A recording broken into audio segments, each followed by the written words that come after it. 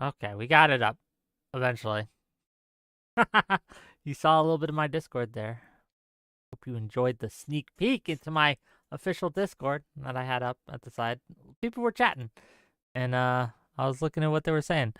Gang, hi. How's everyone doing? Tooth.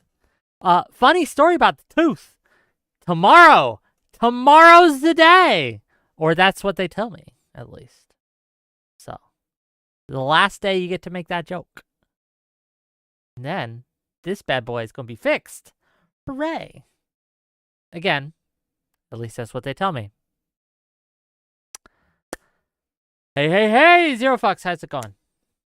Cowboy Subs, nice to see you. We will be joined tonight by Short Fat Otaku and Brianna Wu, both. When they get here, I'll pull them in and we'll have our discussion. But before we do that, gang, we did it. Matt Gaetz dropped out of the running for AG. We did it, boys. We got him. Took him out. Pow, pow, pow. We did it. Lex Friedman was watching my show. He heard my arguments. He called up his boy Elon, who whispered in Trump's ear. Trump pulled him out. That's what happened, of course, right? There's a non-zero chance that's what happened. But no, yeah, I'm glad. Look, the Senate Republicans deserve this W, and they're holding this W. Apparently they told him that there just weren't the votes there to get him across the finish line, and thank goodness. Okay, like I said, Matt Gaetz is kind of like a bellwether for me, a weather vane, if you will, on how Congress was going to deal with the second Trump presidency. And I'm saying that this initial sign, pretty good, right? That they're not just going to roll over just because Trump says so. So that gives me some hope.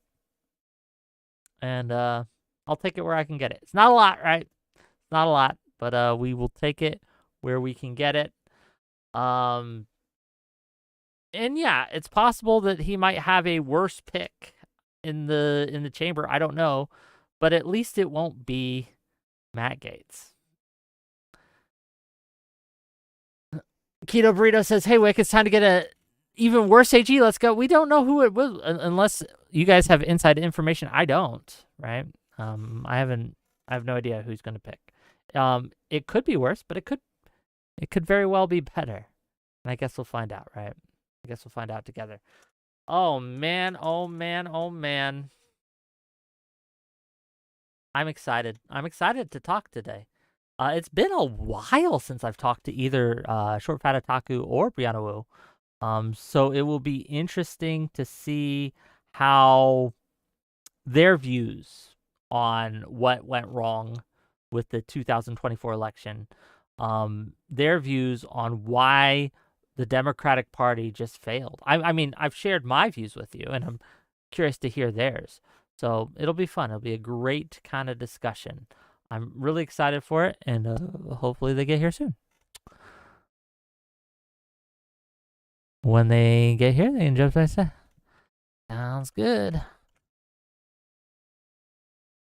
Just jump backstage, and I'll pull y'all in. Okay, great. Wait, can you promise us, the people, something? Can you call Dev a communist?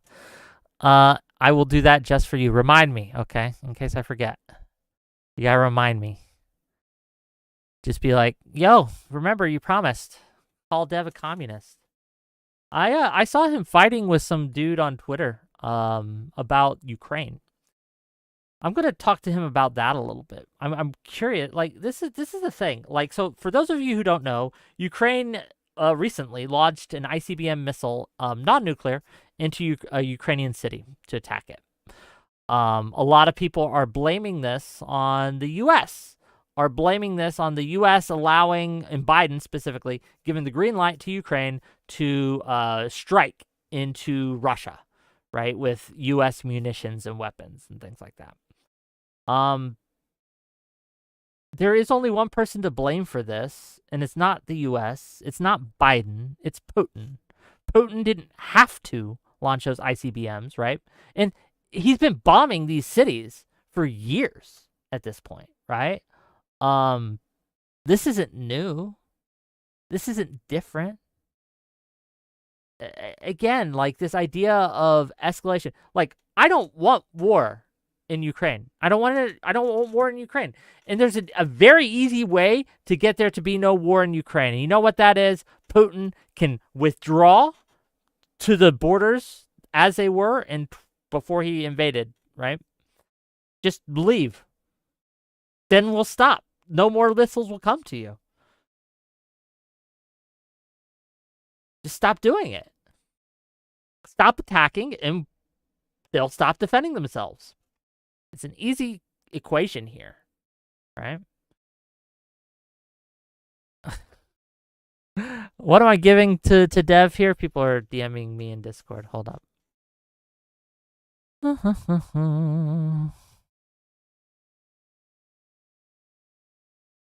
Oh, they're downloading updates. So they are updating their Discords, and then they'll be here. I promise. Get on the YouTube thing.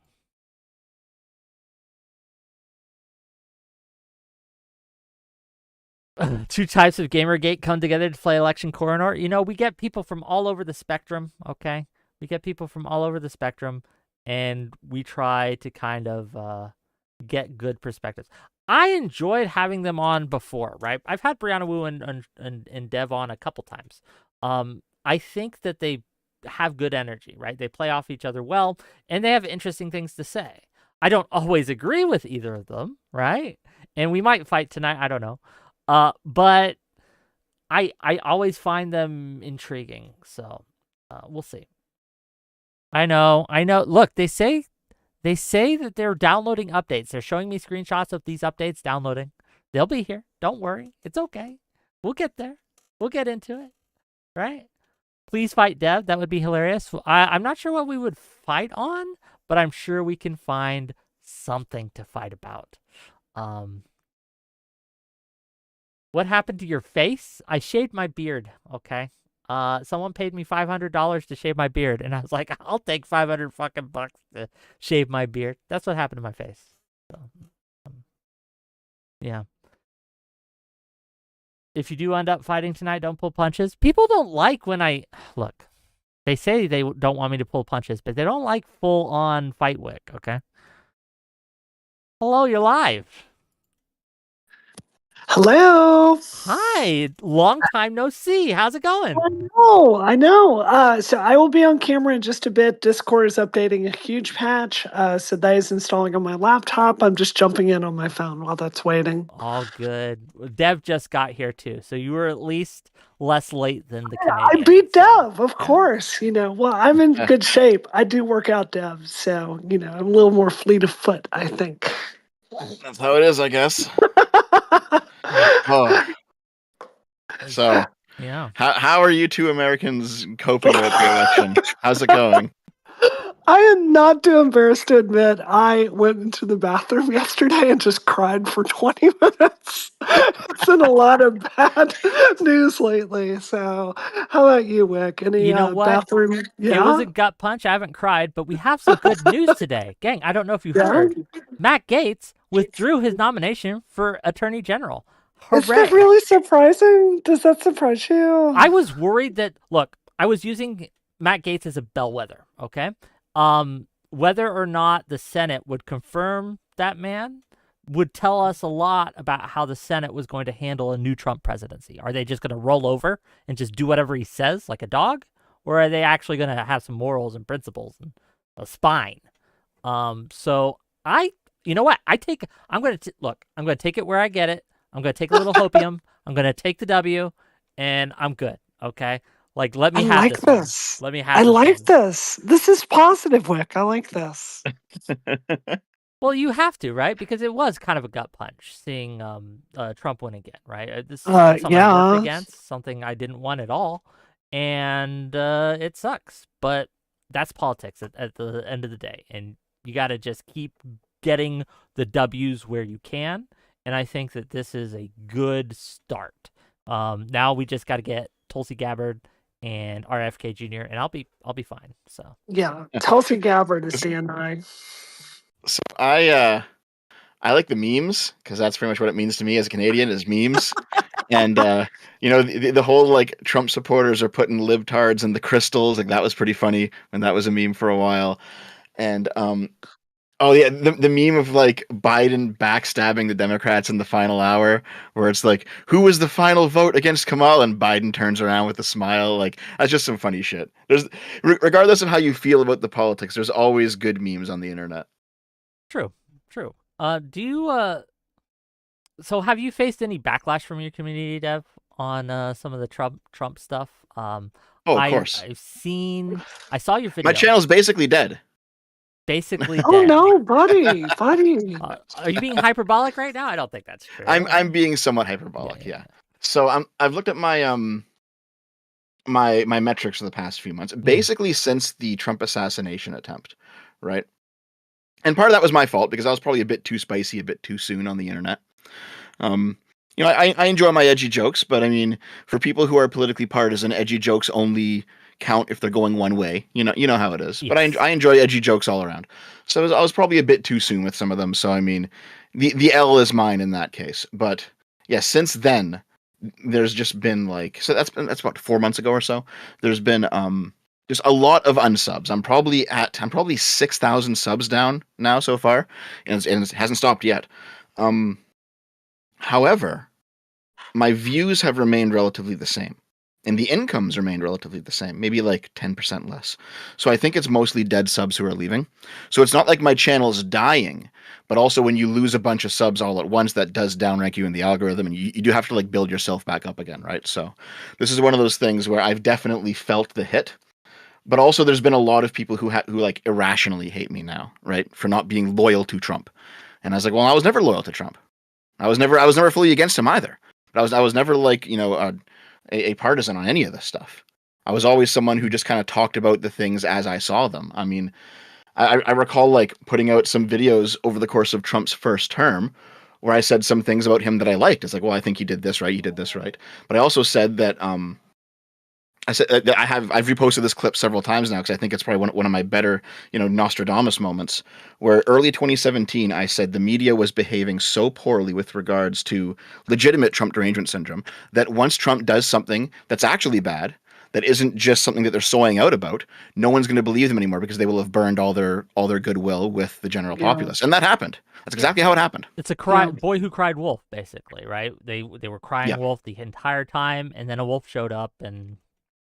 Well, there we are. I think that's why I very strategically stayed quiet about a lot of the stuff, like the the appointees like Matt Gaetz and all of that. It's not so much that I like that. I mean, obviously, I think Tulsi Gabbard for DNI is just insanity, right?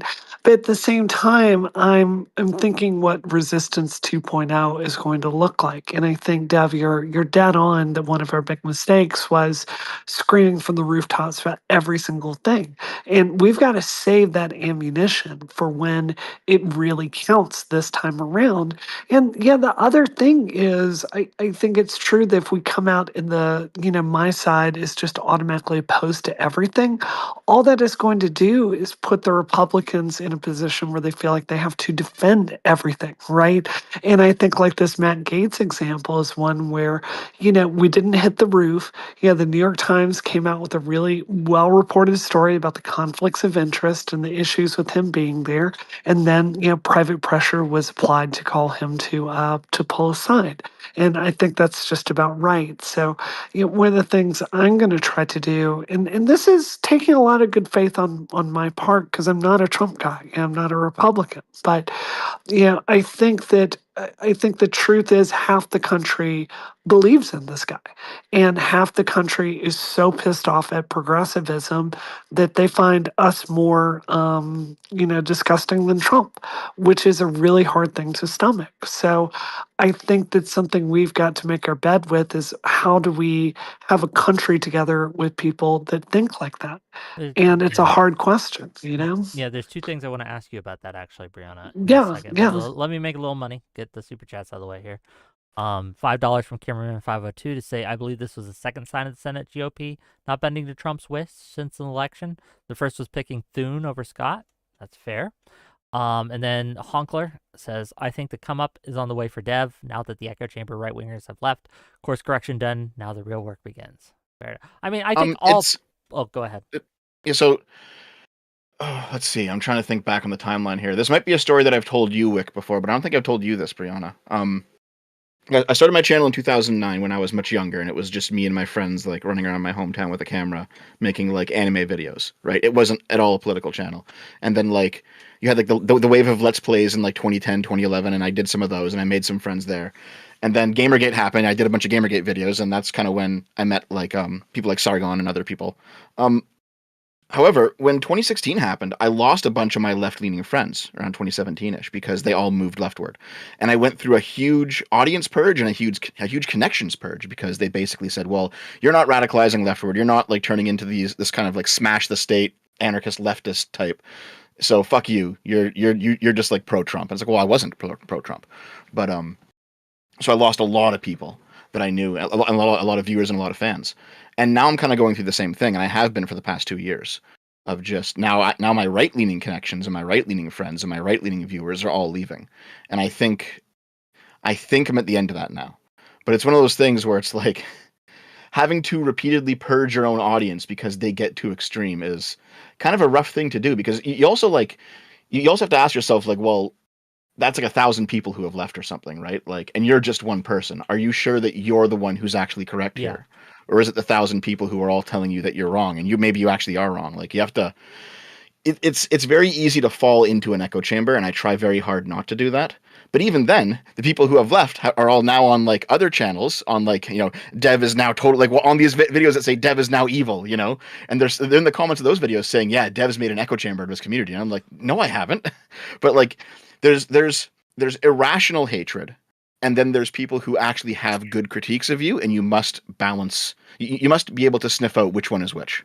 That is extremely hard to do, especially when the voices seem to be like all coming at once, right? And I guess I wanted to ask Brianna this before I forget. I know that you've gotten a lot of flack, especially lately, for some of your for some of your appearances on certain Why shows. am I not getting flack? Just what point of my career am I not getting flack? Again, when was that? Fair enough. I think it's in Fair 10 enough. years of flack, actually. But go ahead. But it does come from different sources, right? Depending on the day. So I'm just wondering, like, how you've been able to kind of, to Dev's point there, like, how do you sniff out like real critique and honest critique from just the noise? Because I think as an electorate, like to bring this back to the topic at hand, Democrats have to do that as well. That's right. We're getting 1,000 different voices, well, even more than that, telling this is what the Democrats did wrong. And some of it's bullshit, right? Some of it's just Republicans saying, look at you. We're going to put you in the crystal, ha, ha, ha, right? And then some of it's like actually, I think, pertinent.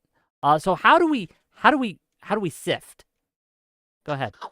Well, for me, it's like, look, it really goes both ways. And Dev, you understand this too. There are all kinds of people that love me and write me stuff saying like, oh, I love everything you do, and you tune that, right? And you also tune out the people, they're like, oh, I just hate everything that you do, you're evil, right? You have people around you that you trust. And yeah, Dev, I was really thinking about this before the show tonight. Like, how weird is it that as much as we hated each other in 2016, you and I are basically 100% on the same page nowadays? Free Press and Barry Weiss wrote about this, calling it essentially the Great Scramble, as this left versus right lines are redrawn, and people are really thinking through what's important to them and which team they're on. And now, like Wick, Dev, you, and like I think the three of us are on the same team essentially. Like we believe, generally speaking, in liberalism, but we see how this playbook of cutting down on free speech is not leading to power for the causes we believe in. We're very opposed to that. We see how this progressive political project is not leading to anything good. It has authoritarian tendencies. And we also see very clearly like the dangers of Donald Trump. And, I think for people like us that are willing to critique the right when there's a salient point and then the left when there's a salient point, I actually think like this is a growing electorate. It's all these people that are stuck in these old battle lines. They just can't move beyond that, or at least that's the way I see it. So here's the thing, right? I'm sure that if this were a more normal political situation, you and I would have some fairly significant disagreements on policy. Yeah. But we don't exist in that world right now because Yeah. right now the argument is people who want to destroy our civilization either from the outside or from the inside, and people who Yep. don't. And that's Yep. kind of where we are right now. It's like, well, we can discuss differences and how much the rich should be taxed after those people are handled. You know what I mean? Yeah. Yeah. Let's go through it. What are we on this different page about these days? Like trans rights, I think we've got the same opinion on trans stuff, right? I think so, or am yeah. I mistaken? Yeah. I I think mean, so, yeah. free speech, we're on the same like view with that. I think we both agree feminism as a political movement, like the 2010 era feminism where I met you, that is a dead political force. We agree on that, right? We Dead, but agree. also Yeah. I think it's been bad for a lot of people too in a lot of ways. It has Yeah. not been all sunshine and rainbows. Yeah. I Um, think we agree. Abortion actually, access. Like, yeah, wait, go ahead. Yeah. here. If Gamergate 1 happened today, would you be pro Gamergate? Oh, that's tough. No, I think I condemn both sides, to be honest with you. I think the SJW stuff I was doing and trying to culturally silence people in the game industry, I would not do that again. But the harassment campaign, there was a lot. I condemn death threats and these kind of harassment operations today too. So Yeah, yeah. yeah, fair enough. Like Yeah. there's definitely you can go back and watch like even like my old videos, Sargon's old videos, even Mediker's old videos, like back in 2014 when it was happening, and everyone said, "Stop threatening them. We're here to actually talk about the journalism." But I Yeah. mean, there's always going to be like randoms on Twitter with sock puppet accounts who do whatever they want. Yeah. Yeah. I just think it's so weird. Like you and I are on the same side now. That's just fucking crazy to me. I mean, maybe something philosophically. Like I know that we talked about maybe we talked briefly like a year ago about income inequality, and I said that was not as big of an issue as you seem to think it is. Mhm. So maybe something there, but I think these are minor things with in comparison to, hey, should we be pro Russia or not? Yeah. Yeah. And, as it rapes Eastern Europe, maybe we like it's a bigger question, I think there's one of the good indicators, I think, of where these battle lines are being drawn, right? Because the Great Scramble, as you called it, I guess. Are you guys familiar with the issues regarding Sarah McBride, especially Oh God. Yeah. from the left? No Yeah. idea. I don't know, no idea who this So is. Oh my God. Oh, Dev. do you Oh, you're in want for a do you treat. want me Yeah. to tell the story, or do you want to tell the Go story? ahead, Wick. Okay. I'll save So my voice. Yeah. Sarah McBride is the first transsexual legislator to be elected to Congress, right? And I believe. Yeah. And so she goes to Congress, and Nancy Mace, I believe is her name, leads a charge to kind of change the bathroom laws in the House because she's coming in. And she makes these TikToks of her writing biological on a sign and putting it in front of like the bathroom signs and all these things, right? Pretty cringe shit. Sarah McBride, I should say, instead of engaging with that, she simply puts out, I think, a pretty wonderful statement saying basically, you know what, I'm not here to argue about bathrooms. I don't like the law, but I'll obey it. I'm here to get shit done for my constituents. And the left has gone insane and are disowning her because she won't Yep. throw a fit. And I think that's the difference between like the reasonable and the people who just want everything to be burned. Yep. Yeah, this reminds me of Blair White, who does the same thing, because Blair White always goes into the men's room, and like Does whenever she? she's out, yeah, she said it That's several times. crazy. That That's she goes into the crazy. bedroom. And it's like, well, I mean, I guess go where you want. Like, I don't really care that much. It's not a big deal to me. But it's one of those things where I have seen like very very fringe far leftist accounts shit on Blair White for doing that, and it's like, well, like who cares, man? Well, so many things here. I mean, first of all, Wick, I think your read of the situation is just flawed. I think everyone here is falling for something. There's a much more simple explanation here that I just can't believe no one has thought of. What happened is the Democratic Party leadership obviously had a meeting with her. They had a long discussion and they let her know if this was a fight they were going to have with her. And they had a strategy meeting and decided if this was something worth putting political capital on. Maybe Sarah wanted that, maybe she didn't. But from what I know from my sources inside the party, I know there was very little appetite to have a fight over this. So I personally interpret this as, for whatever reason, this was just not a fight anyone in the party wanted to have, and Sarah exited gracefully. So I think it is a mistake to attribute any part of this to her, as Fair. much as she's there to play game with she's there to play ball with the party.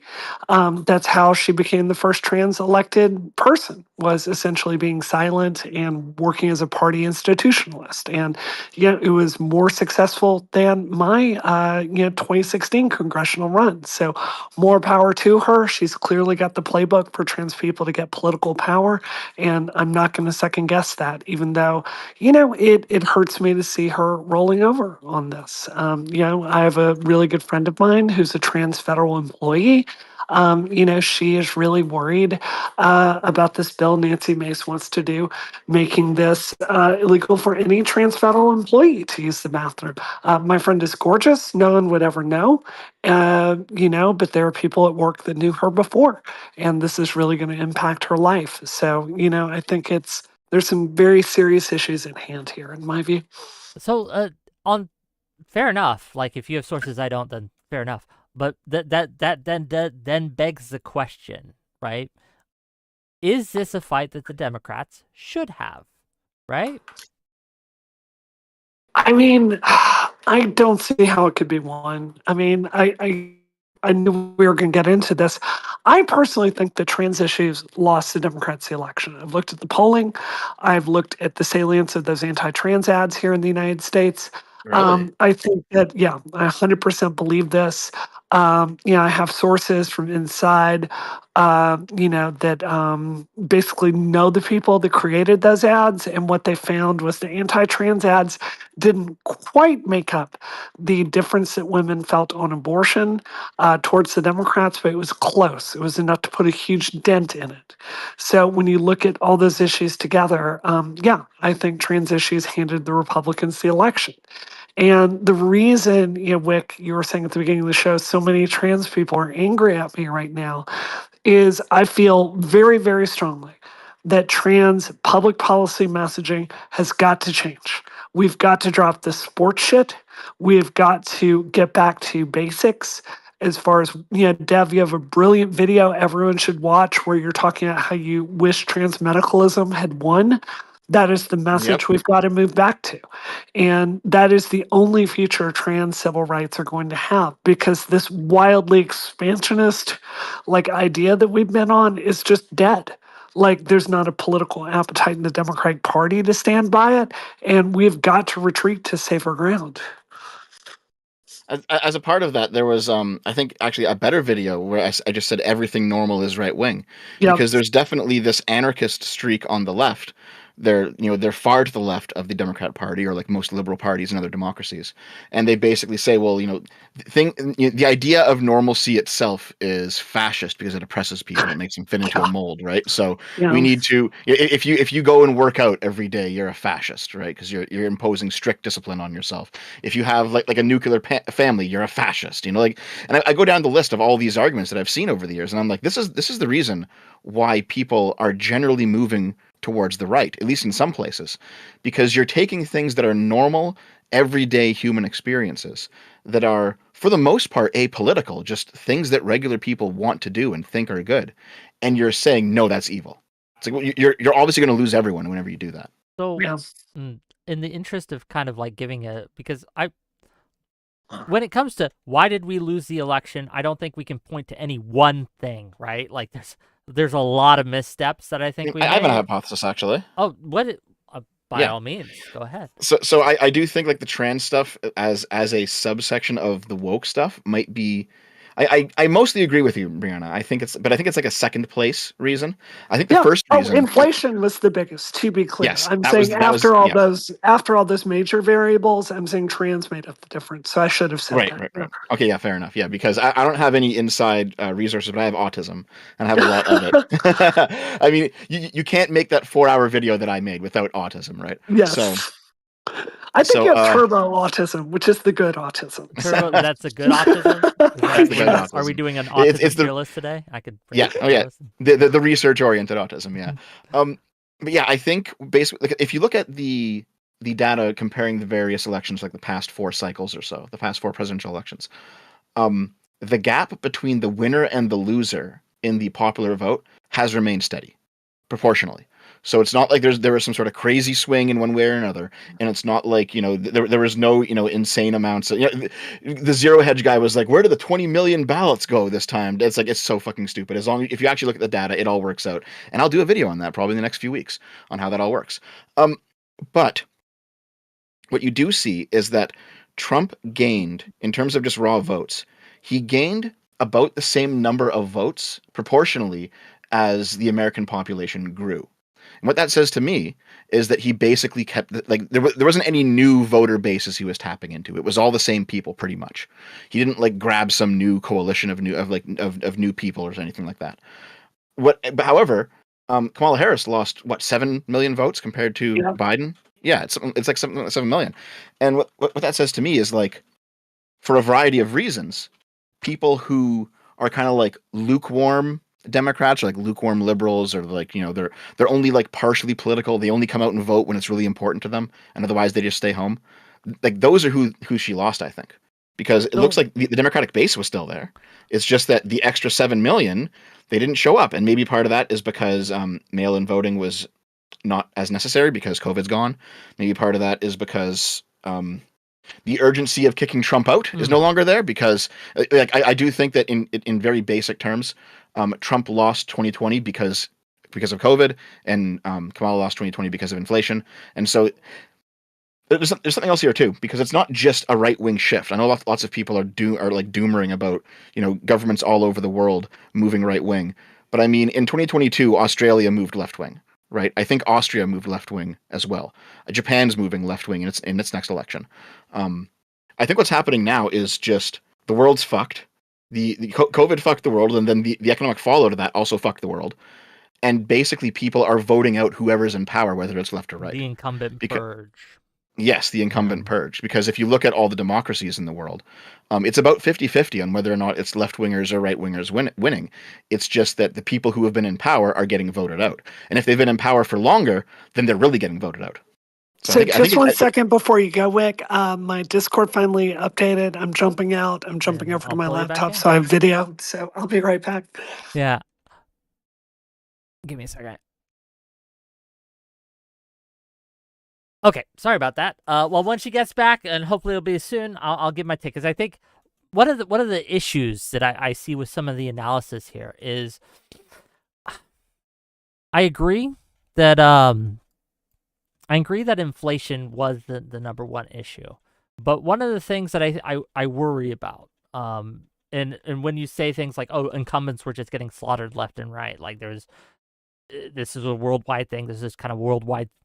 Kind of issue. When I look at the actual data coming out from the 2024 exit polls, right? Who voted, how they voted, who were they, etc.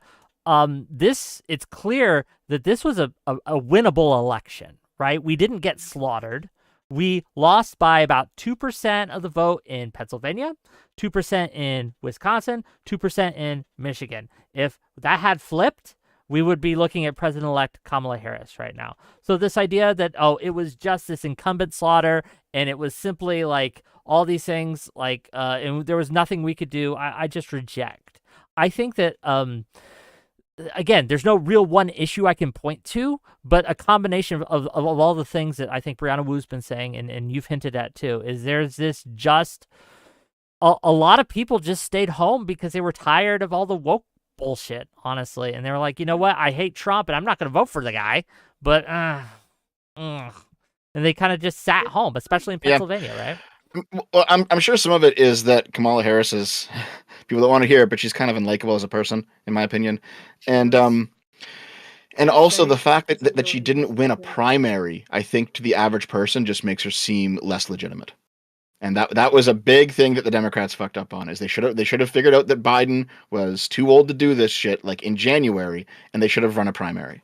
And so then at least the person who won that primary would appear to be more legitimate because they actually won a vote and when they weren't just chosen. Error upon error, I think that whole situation was handled extremely poorly. But it is what it is. I mean, would y'all agree with me? The core problem here is Biden. Like he should never have been our nominee.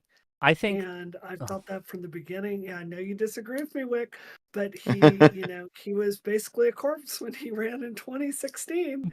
And every Democratic operative I knew was really hoping he would drop out. And he stayed in it because of his ego. And we did not really have, like, are you really telling me if we run Gavin Newsom this year that Trump would be president? Because I don't think that's true. So here's my take on this, and you may disagree, you may not, actually. Sure. I think, yes, Biden choosing to run for a second term was a mistake. He should not have done it. But once he did, we compounded our error by forcing him out. And I think that just fed into all the narratives. And a lot of people were like, well, it took a lot of the issues off the table that I think we could have held a stronger ground. We have some exit poll data from Real Clear Politics and some other sources that show that for the people whose democracy was the number one issue on the ballot, Trump actually won that. He won that, at least according to the Real Clear Politics exit polls, right? Which again, exit polls, but it's best data we got. I think that did matter. Like I said, I don't think it would have changed the outcome 100%. But real quick, you should turn up Brianna, says the chat. Oh, okay. Let me see if I can make you a little louder. Can you say a few things, Brianna, just so we can test? Testing 5, 4, 3, 2, 1. My voice is very quiet. Yeah, so you are just a little quieter. I have you up as far as I can go. If you can turn your mic up just a smidge, that would help. But hopefully get it. I assume you're currently traveling, right? Yes, I am. What, you don't think I live at the Hilton typically? So the first man, as soon as you turned that on, I thought that was like a PS3 in the background. Whatever that thing is. No, that's a Mac bag for makeup. I didn't have any eyeshadow. Okay, well, I'm glad we got the. It seems the audio issues have been sorted. Dev, I gotta look good for you. There we go. But yeah, so like that's my thought on the whole kerfuffle with Biden. I think again, in making it a public fight, also did us no favors, right? Right. It was a shit show all around. I hear you. I think the really big thing is I think it's hard to. I think the Democratic Party. I think the really big problem is the Republican Party has become the big tent party, which is why so many minorities are changing over to them. And, unlike a lot of these progressive operatives, I have gone and talked to the elevator union and tried to get their endorsement, right? Like I've actually spent a lot of time out there talking to the working class people we say Democrats represent. And you are just out of your damn mind if you think they're like, oh, we're gonna ask everyone their pronouns and let's do some feminist theory here. That's just not how so much of the party works.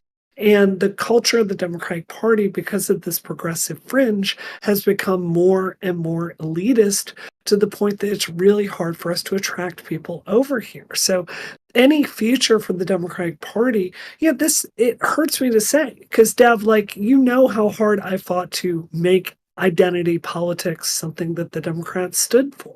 We've tried this. It's a dead playbook. It does not work. Any future from the party has got to say, look, respect for people, 100%. We'll talk to you with respect. We're a big tent party. We stand for everyone. But we're not going to play this game of carefully walking on eggshells with all this stuff.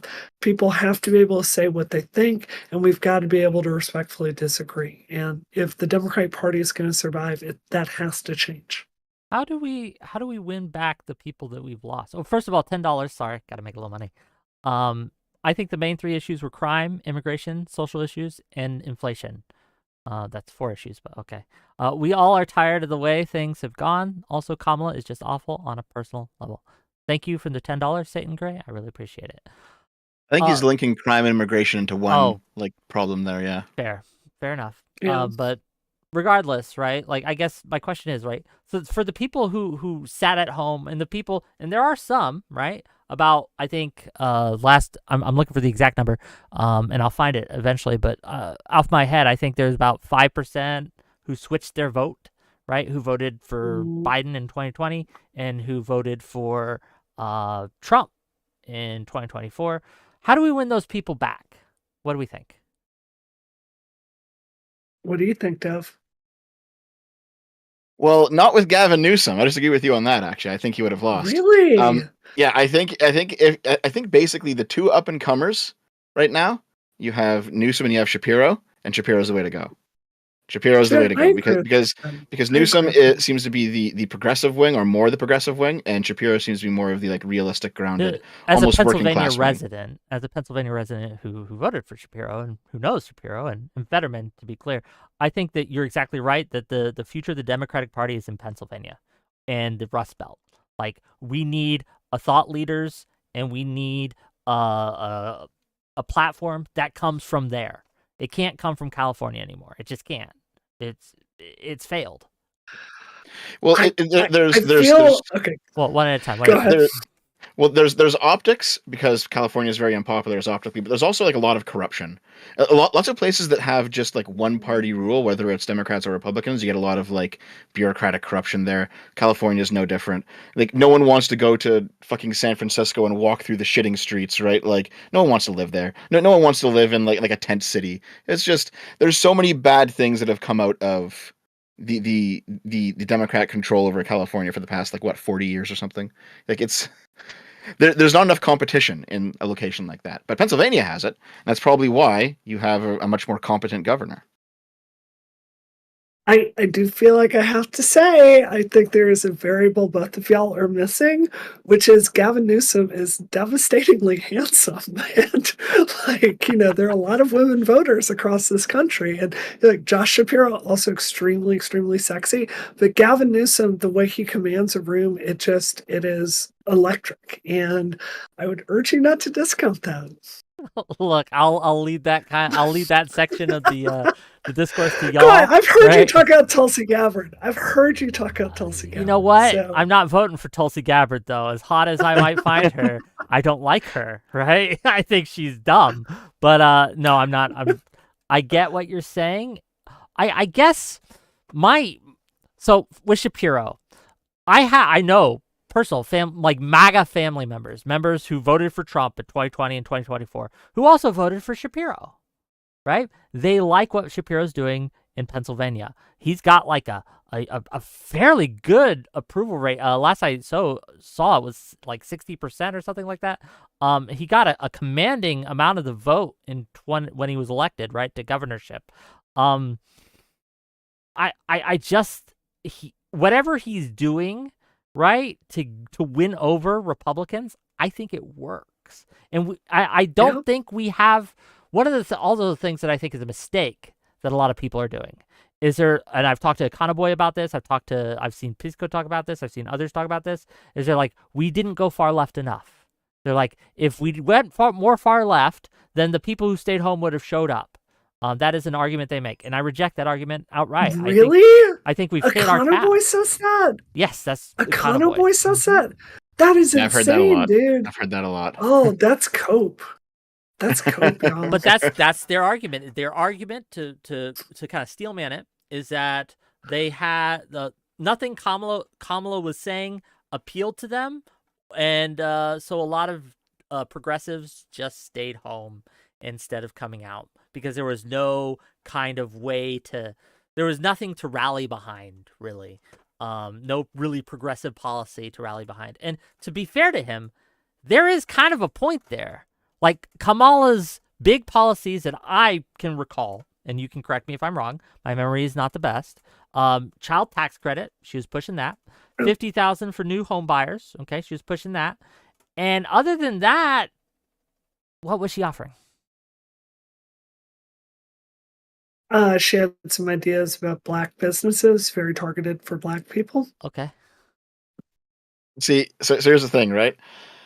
I think what really tanked Kamala Harris is the fact that it's very easy to dig up clips from her in 2019 and 2020 where she was saying some absolutely batshit things, and she did some Yeah. batshit stuff, and then just repost those around social media. And it's like, well, when people said like Kamala Harris is a Marxist, that was a bit overblown, right? But you can like. I decided to source some of these because I was going to put out a Kamala video, and then I got sick throughout October. But Oh I decided to source. no! Yeah, I had COVID for like 2 weeks. I was fucked. Oh, I'm sorry, Dove. I didn't know that. So the reason that like I put out that 1 4-hour video, there were supposed to be like 4 of those, some like all throughout October. I'll still do them because fuck it. Well, you're the I've already reason we worked a lot on lost. them. If we had those videos, we could have pushed Kamala over the finish line. Yeah. Trump is Is that because the of way? you.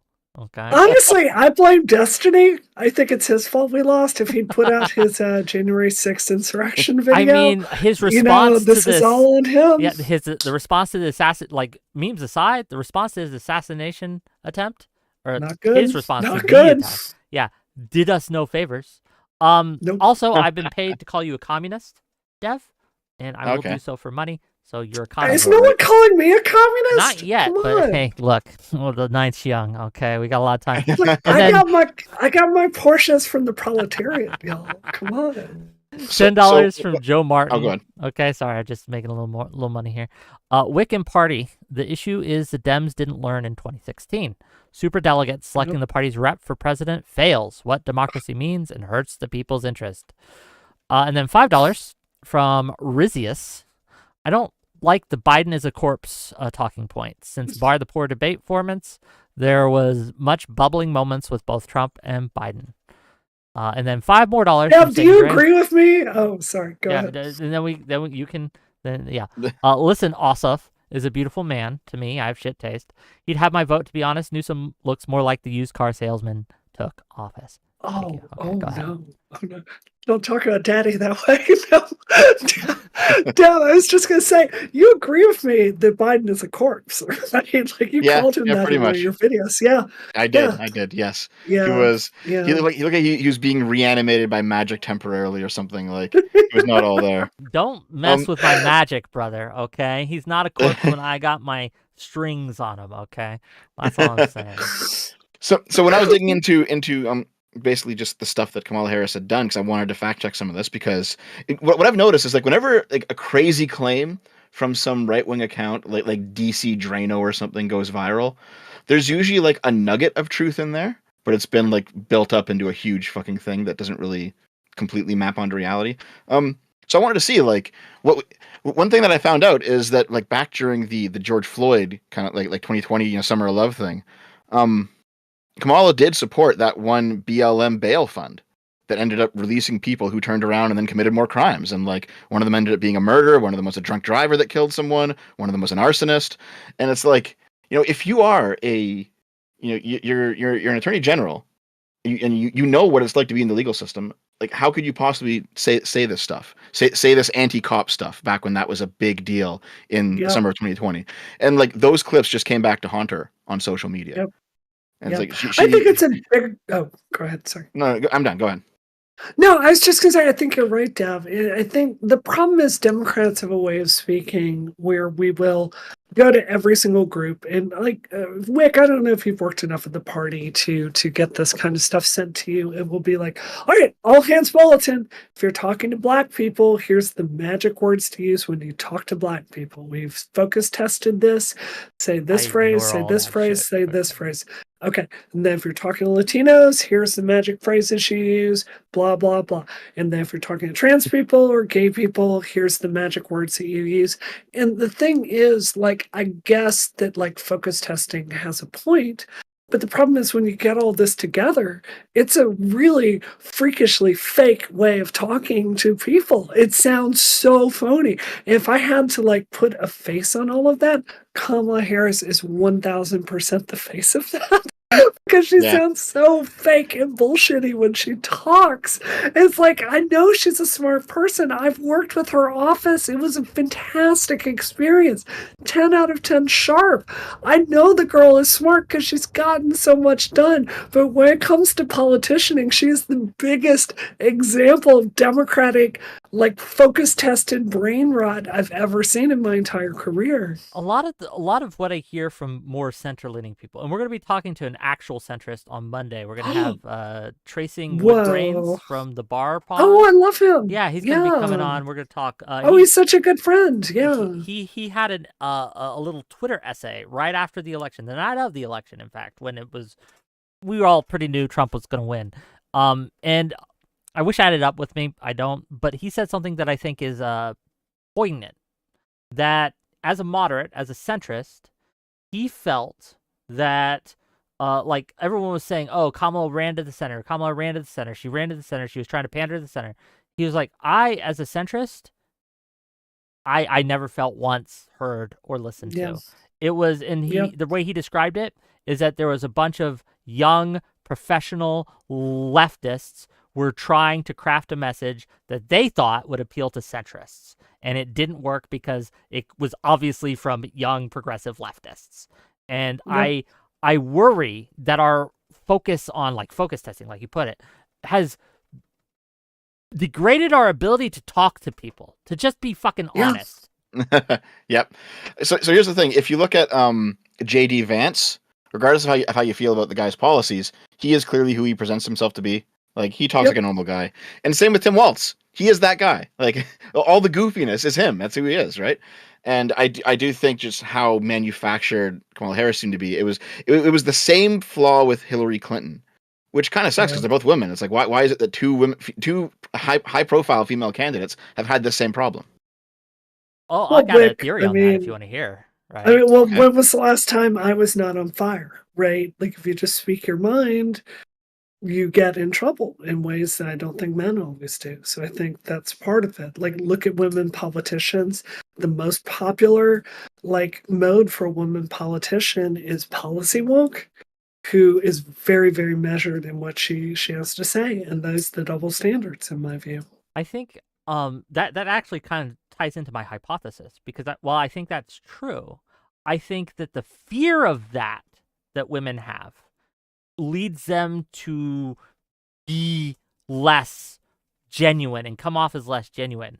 I think that I wonder, and this again, it's just a theory, okay, that even with the shit that gets thrown at you, if a woman politician was just upfront and honest and just like, I'm going to say what it is, I don't care what you call me, right? I don't care the misogynist shit you throw at me.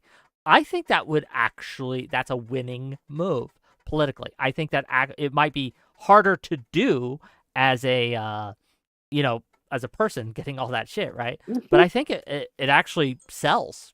I don't know. That's my hypothesis, is that they're too scared of coming off as of all these things, so they workshop themselves into this obviously workshopped thing, and they don't seem like a person anymore. I don't know. That's my theory. I agree. I mean, I don't know. I have a constituency. Certainly, I have people that like my work and appreciate it. So I don't know. I think it's very difficult. I mean, I think the most genuine politician we probably have is AOC, who I disagree with on a ton of stuff. But I think she's a really good example of that authenticity really shining through. So there it is. To be fair, I mean, I think Tulsi Gabbard actually comes off as pretty genuine as well, despite disagreeing with her. Like, she is that person, it seems like. That's fair. Look, I'm going to be real. Fetterman is the most honest, whether you like him or not. He's like, whatever, man. I love him. He's like, whatever. His reaction his reaction to the AG dropping out, right? To Matt Gaetz dropping out was like, so oh my God, who could have seen it coming? Like, that kind of, like, just no bullshit. That's what we need in the Democratic Party. I long for it, but it's all workshopped. It's all so fake. There's no other word for it. What about when those Free Hamas, like, fans were outside his house protesting, and he just, like, started waving the Israel flag from the second floor? Yeah, that is how you talk to them. Yeah. On that note, actually, there's a lot of people who will point to Dearborn, Michigan, right? Michigan, obviously, is a swing state. Obviously, we lost it. Yep. And they will point to Kamala Harris's refusal to call for, refusal to pander more. They're very vague on what she refused to do, right? Okay. But they're saying because of the Gaza conflict, that costs the Democrats the election. How much credence do we give this? Do we think there's any there? Because, again, Dearborn, Michigan did vote Trump. And Dearborn, Michigan, Michigan is a swing state. So, I mean, is there something there? I don't think so. I really don't. Yeah. Look, Rick, you know my opinion. I am an Israel super soldier. They gave me the Zionist super soldier serum. They injected it into my body. I am 100% there with Israel. And, I think there are more votes. Like, do these people not remember what America was like after 9/11? There's so many more votes in this country for saying, yeah, fuck terrorists. Fuck terrorism. We don't stand with Hamas and those freaks. Fuck them. Of course, that's the right message. And the fact that she wouldn't, she tried to hedge it and please, both the victims of October 7th and then the fans of terrorism is just the stupidest thing I've ever seen.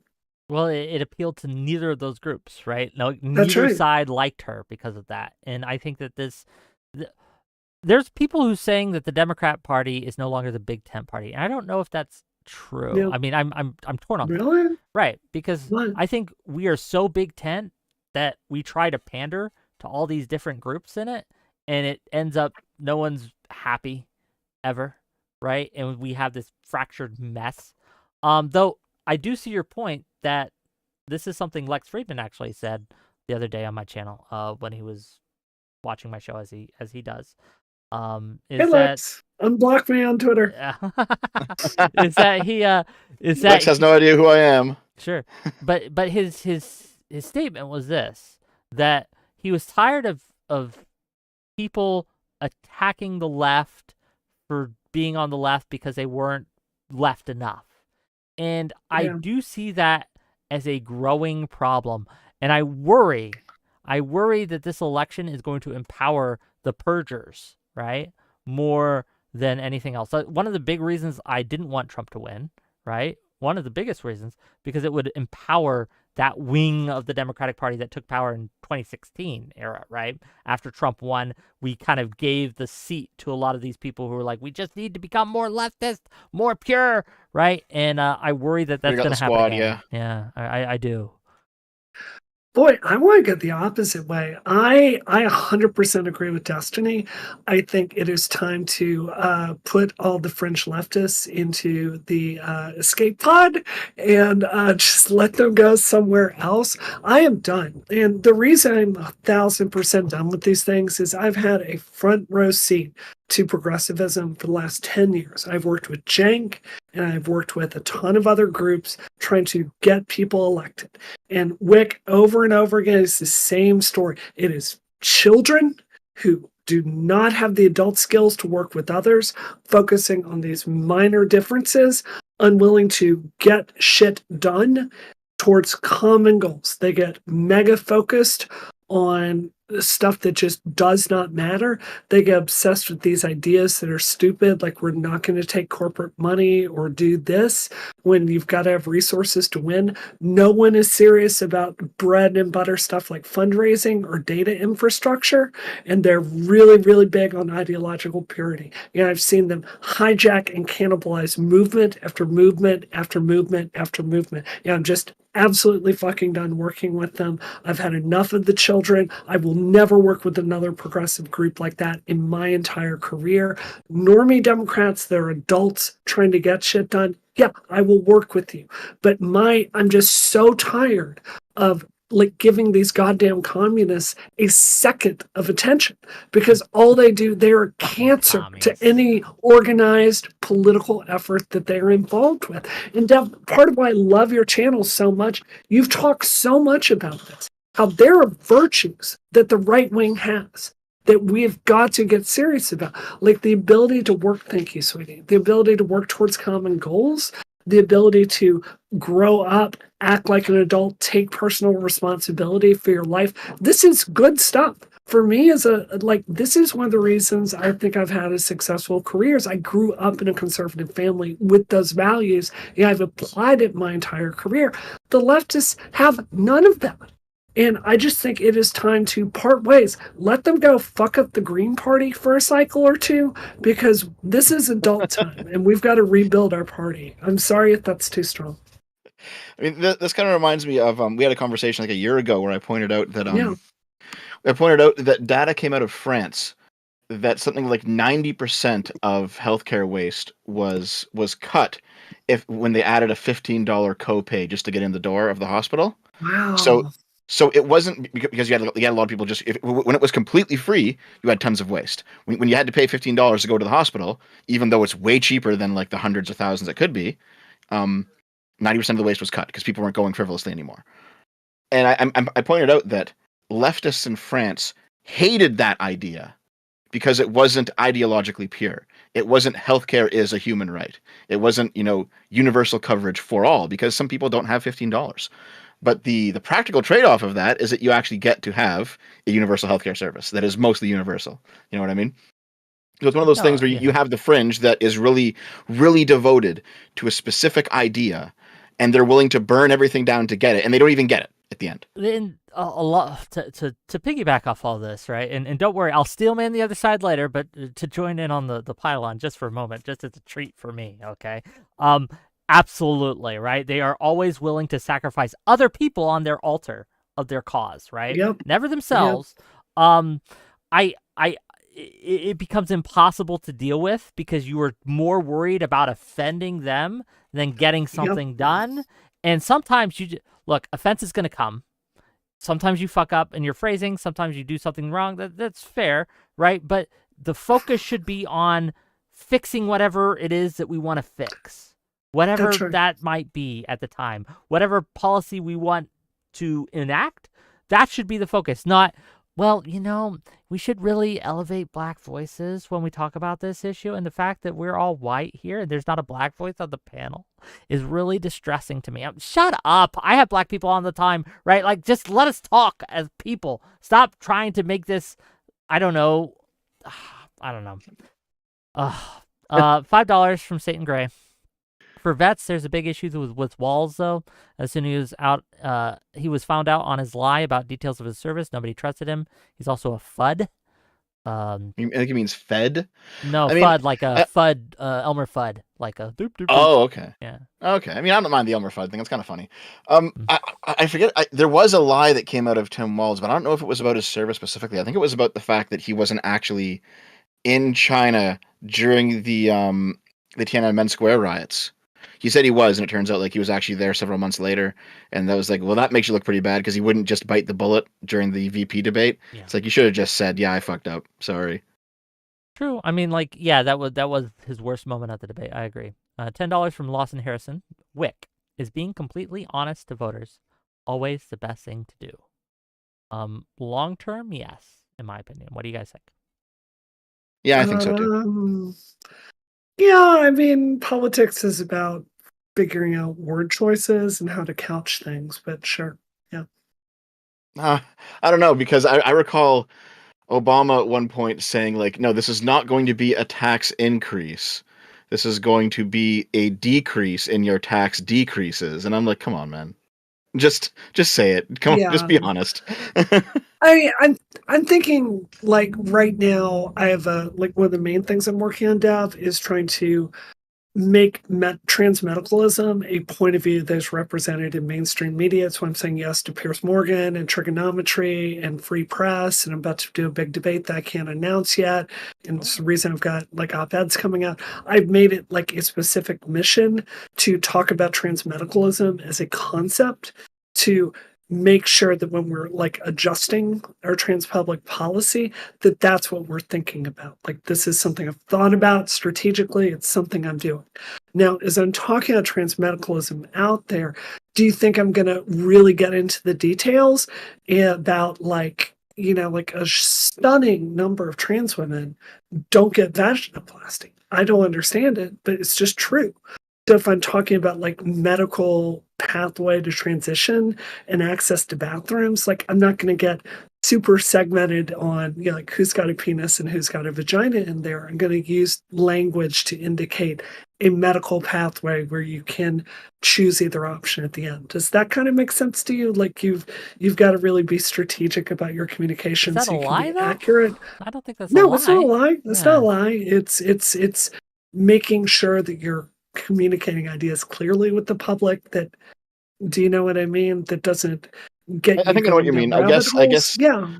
I think I know what you mean. But I guess if someone questioned you on it and was more direct and was like, "Listen, Yeah. do Yeah. they have to get a genital change or not?" You'd have to have No. a good answer No. for that. Yeah. Yeah. I'd be straight with that. Though I think it's weird. But anyway. It would be an odd question, but I mean, like, yes, one of the things that I think is unfortunate is I think the Democrats have become the party of fear. I think Yeah. we're just scared. We're scared of maybe. Trump. We're scared of ourselves. We're scared. And I think it's doing us no favors. I know that there are people who, well, there are reports, and I don't know how true these are, right? But I've read these rumors that the reason that Kamala Harris did not go on Joe Rogan is because Yeah. her advisors feared a backlash, right? Feared that there would be this progressive backlash because they've been calling Joe Rogan all sorts of names for years, right? And I even if she would have gone on and flubbed, I think that people respect that more than just refusing to take the field. But yeah. I think so But too. Yeah. Wick, this is a structural problem in the Democratic Party. And again, I don't know if you've worked enough canvassing events or worked with enough politicians now to understand this, but the audience capture, not the staff capture by Democrats is absolutely real. I've met the most professional non-binary people working Democratic events because they're so overrepresented on like Democratic staffs. And if you're talking about this progressive push for things, it is absolutely coming from inside the house. So what keeps me awake at night, and Dev, I would love to know if you agree with this, like the three of us agree that the Democratic Party is going to win elections again. It's got to change, right? We agree it's got to move away from this progressive fringe. I don't know structurally how much we can do that when the people actually running these elected officials are the exact same fucking nut jobs that are screaming at all the three of us all day on Twitter. Like it's the exact same mindset. It's gonna not sound good, but it is the truth. You basically have to do what Trump's trying to do right now, which is just go through everyone and purge them all and replace them with his guys. Like you're gonna have to start purging progressives. There's no way out of this. I agree. Put them in camps and stuff. What are we doing? No, like I get no, what you're saying, right? No. I'm saying, look, here's a really concrete example, Wick. The White House for this Gaza shit. The White House staffers in this election went outside in front of the White House and protested Joe Biden. They protested Joe Biden with their face on. People that worked at the White House to serve the president. Every single one of those people should have been fired.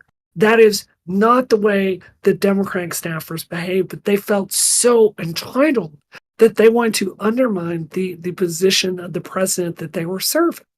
And it is just an entitled mindset. We should have an aggressive conversation as a nation about Israel, but it's wildly inappropriate for White House staffers to be undermining their boss. Just get rid of those people. I don't know if I actually agree with that, and let me tell you why. Right? Okay. I understand your frustration, and I get the overall point, and actually agree with the overall point that there are a lot of people who are in these positions of influence and power on these staff teams that do make it harder for us to do our goddamn jobs. However, I think the ability and allow it, like we can't. Like if we go full Trump, it's not a road I want to go down, right? That we have to purge everyone, right?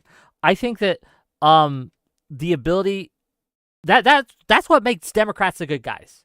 That our staffers, when we allow them to protest and we don't fire them, right? I think that's part of what makes us the good guys. Okay, if we start acting like Trump, I don't think that's not that's a fail state to me. I don't think that's a winning move. And even if it was effective, I don't think it's the moral choice here. I really don't. And we have to find a different way to get to the same result that you want without going full Trump. That we just have to. I don't agree with you. I really don't. Yeah, I don't Then fight either. me. I don't Okay, either. both of you. I'll Go take you ahead, on. Dev. So- Go so- ahead. You first, Like Dev.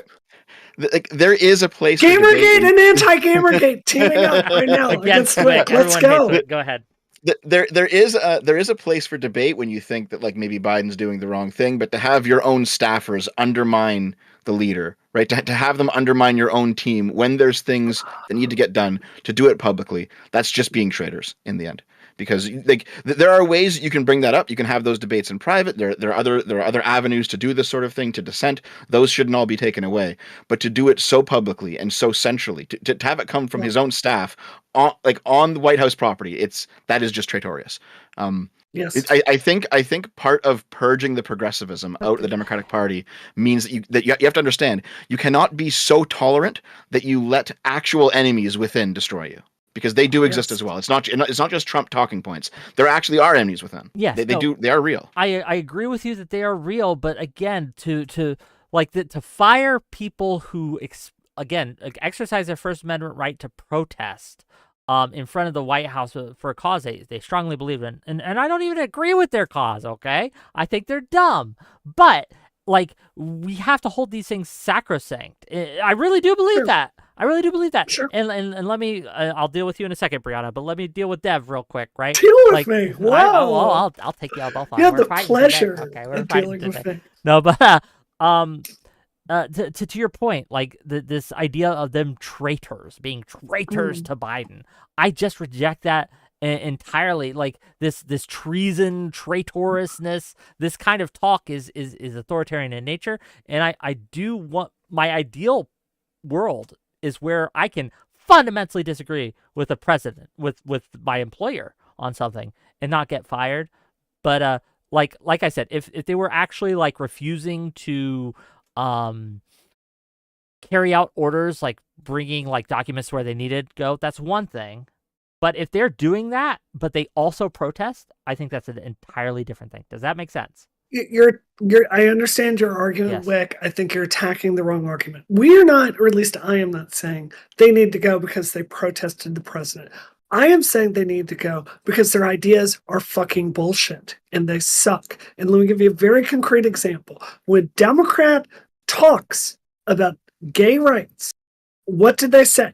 Go look at Biden or Harris or any elected official. They're going to say something effective. LGBTQIA plus community. LGBTQIA plus community. Can either of you tell me a single public policy that queer, like intersex, asexual, like plus needs? What is the public, like if you're in the government, your business is public policy. I know the public policy that gays, lesbians, bisexual, and trans people need. For the queers, what is the public policy stake that has to go? This is language meant to satisfy no one and be brand safe so you don't get yelled at. I'm going to be It real is with part you. of this. Hold on, let me finish my point.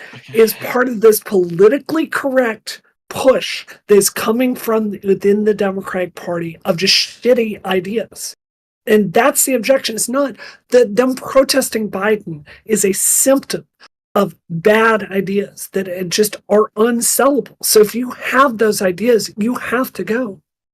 So I'm going to be real with you. I'm Go not ahead. sure what queer means anymore. I thought I did.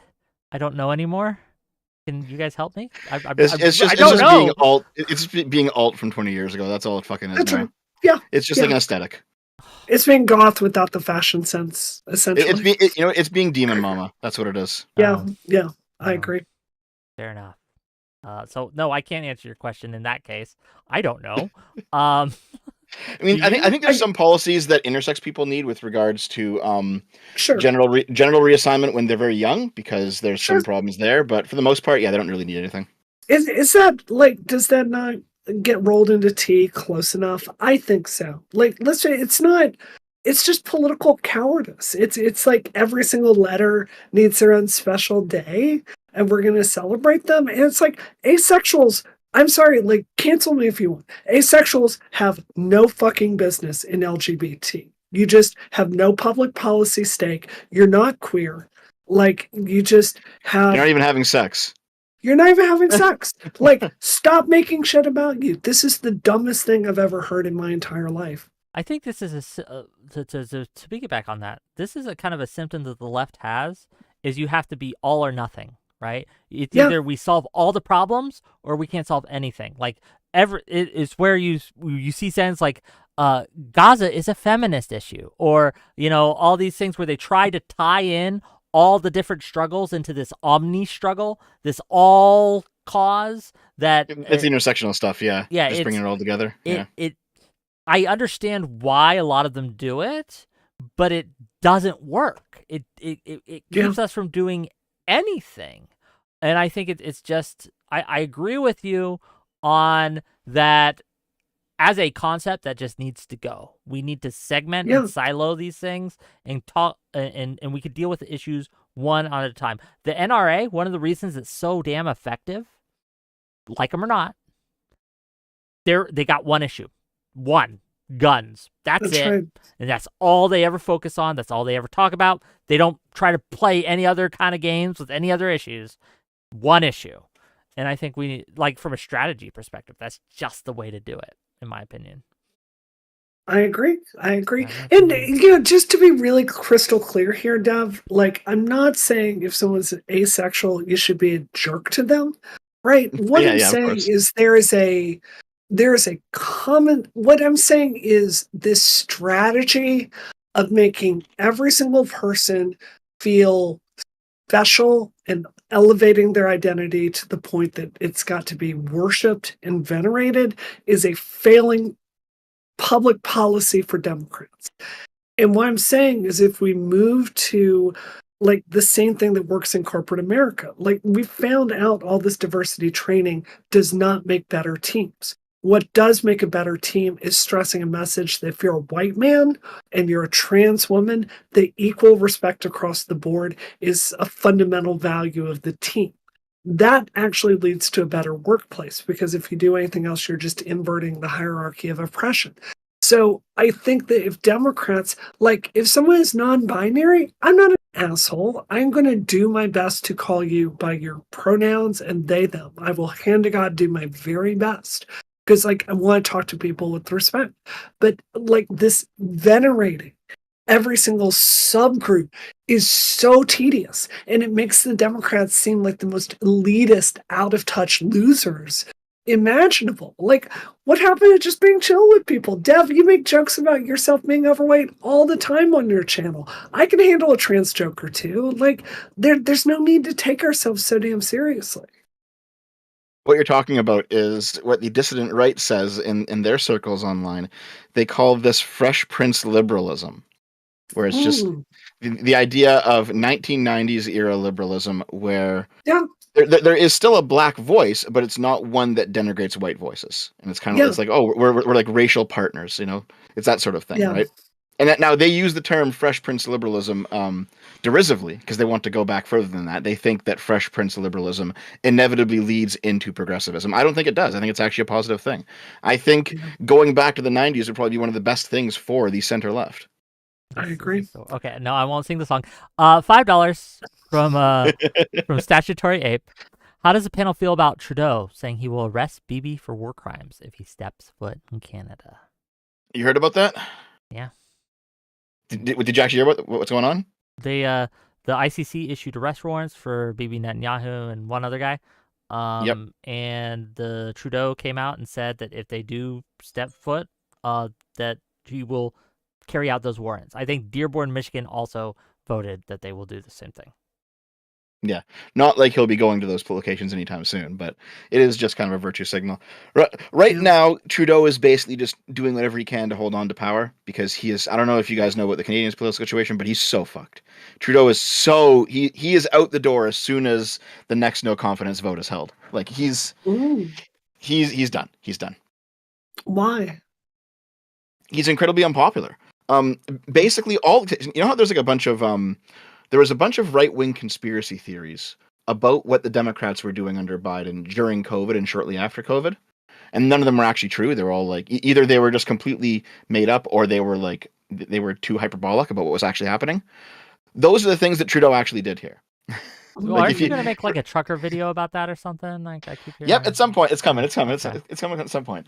But basically, like for example, after the borders had to be closed for COVID in 2020, Trudeau like tripled the number of immigrants that came to Canada. We went from 30 million to 40 million people in the past decade. Like it's like 25% of people in Canada right now came in the past decade, and they're immigrants. It's way too many immigrants for a country of our size and of like how many resources we have, how much housing we have, like all the problems that right wingers think are in the United States, and some of them are there.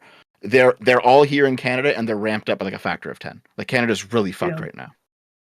And I used to think this was bullshit, Dev. And, Lauren Southern, who is obviously my best friend, I've talked to her about this a lot. And, her talking about her changing, like, because she grew up with the stuff you're talking about and seeing the nature of her city change. I think that's actually a fair argument, to be really honest with you. yeah, because like the house that I moved out of, I think my rent there was under $1,000, and now a comparable place is $2,000 more. So it's like $3,000 to rent the same place in the same location. Like things have gone truly insane here, and for the longest time, Trudeau was just like virtue signaling about it. He was just like, "Oh well, you guys are just all racist, and Canada's a great country, and everyone should come here." And eventually, he had to turn around and be like, "Okay, yeah, we fucked this up." Like he's desperately trying to hold on to power. How the system works here is that we can call elections any time. It's not every 4 years. If you get a minority, or if you get a majority government in Parliament, you have a guaranteed 5 years. If you get a minority government, you have to have the support of one of the other parties in a coalition. And as Trudeau continues to piss people off and get more and more unpopular, more and more MPs from other parties are abandoning him, and there will probably be an election called at some point. The left-wing Now, Canadians in my Twitch chat are going crazy right now. They hate this. They say you're well, giving, deal with it, 'cause it's fucking true. They're saying that you're giving right-wing talking points. I don't know anything about Canada.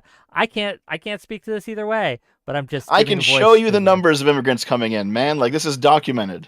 Fair enough. StatsCan has all the shit on their website. Look, God, okay, again, just cancel me. I don't care anymore. I thought all this unchecked immigration was a lot less problematic before October 7th. And, I think that it is worth a conversation if people are coming into your country that fundamentally do not believe in democracy and your values. That seems like a very reasonable concern to me. As far as Netanyahu possibly being arrested, this really upsets me. There are plenty of people that have done way worse things than Netanyahu has done, which is just defend himself. That the ICC has not done anything about, and I think it speaks to this double standard that Israel is consistently held to. So it just all it does for me is weaken my trust in the ICC and the international community even further. It seems just ridiculous to me. Fair enough.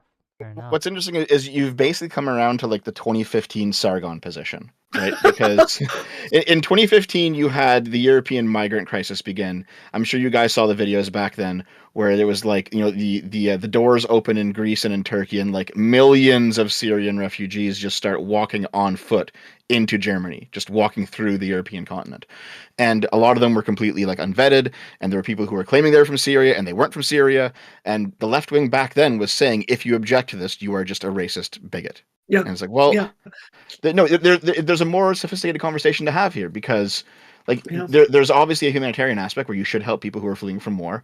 But if you're not vetting these people, you have no idea where they're coming from. You have no idea if they might actually be terrorist cells, or if they're just people who are from a different country and they just want to go get some government money or go on an adventure or something, which has happened, right? There was a story that came out a few years ago where like a fighter in ISIS who had owned girls as sex slaves escaped to the West, and then the sex slaves had also escaped to the West, and they bumped into each other in Germany. And he's like, yeah, I used to own you. And she was like, this is fucking terrifying. How is this guy here? Right. And so the constant shouting down for 10 years now of just, you're a racist if you think there's a problem with any of this. Yeah. It has basically it's shredded the left's credibility when it comes to immigration, more so in Europe than in North America, but it has Yeah. bled over to Canada and America as well. Yeah. Interesting. Dev, just to back up off that, like complete mea culpa on this. I was looking before I did my trigonometry hit. I was re-looking at Trump's Muslim ban. Go look at those countries. So the way he got that Muslim ban was looking at a list from Obama where theocratic Islamists like were potentially bringing had high populations that were hostile to democracy and dangerous to American Jews, like high risks of terrorism there. That's where those lists came from. Go look at those countries today. And for me, as someone who is a lot more familiar with like the dynamics there today than I was before October 7th, like I'm looking at this, I'm going like, oh shit. Like I was really, really quick to just call every single right winger that was advocating this policy a racist. And there's actually, I'm not saying I 100% agree with it. I'm saying there is a salient national security argument here. There's a fair argument about Jews here. I want to put I want to focus in on that because I think that's important. Because I think that like while people like Sargon, I think he correctly identifies a potential problem. But the solutions that I hear from kind of the more right-wing side of things don't feel like solutions to me, right? Just ban them all, right? Or just like we just need to close the borders entirely. They don't feel like actual solutions to me. So while I take your point, that yes, there are issues here and we need to figure out a way to solve those issues.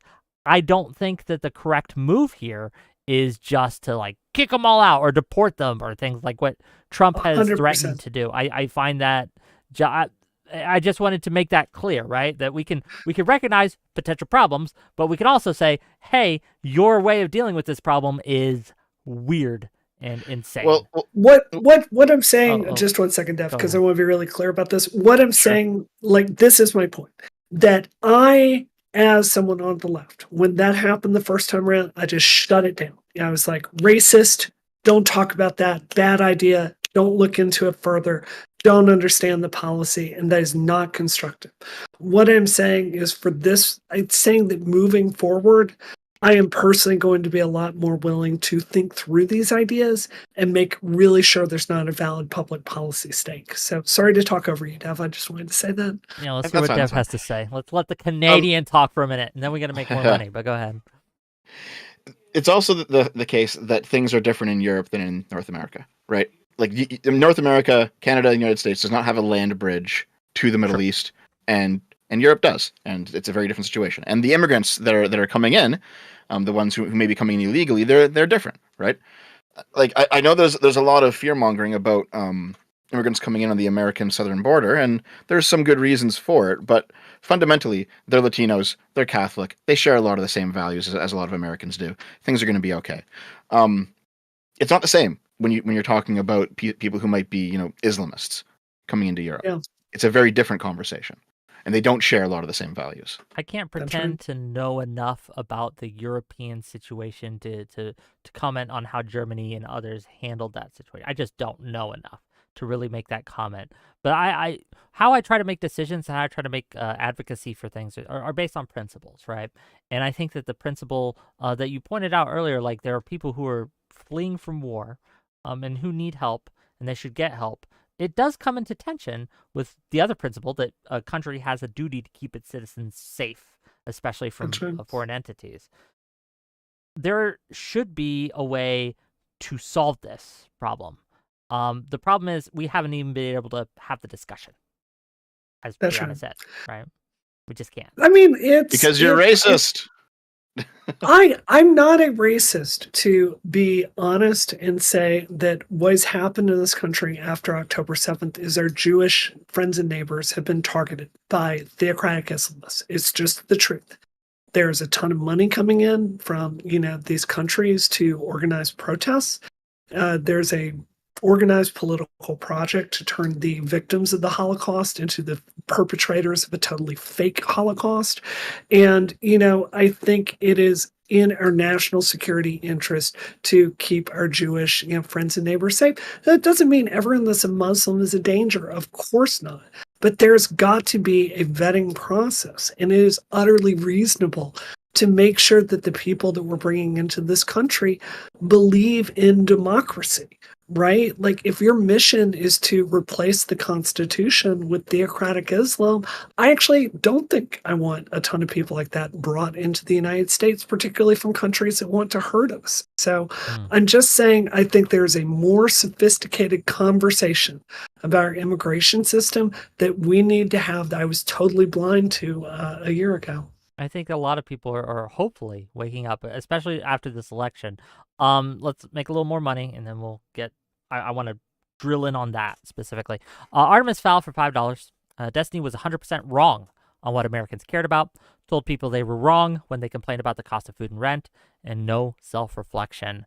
So on that, like, I do think it was a mistake by Biden and others to kind of just try to just not own the pain people feel, right?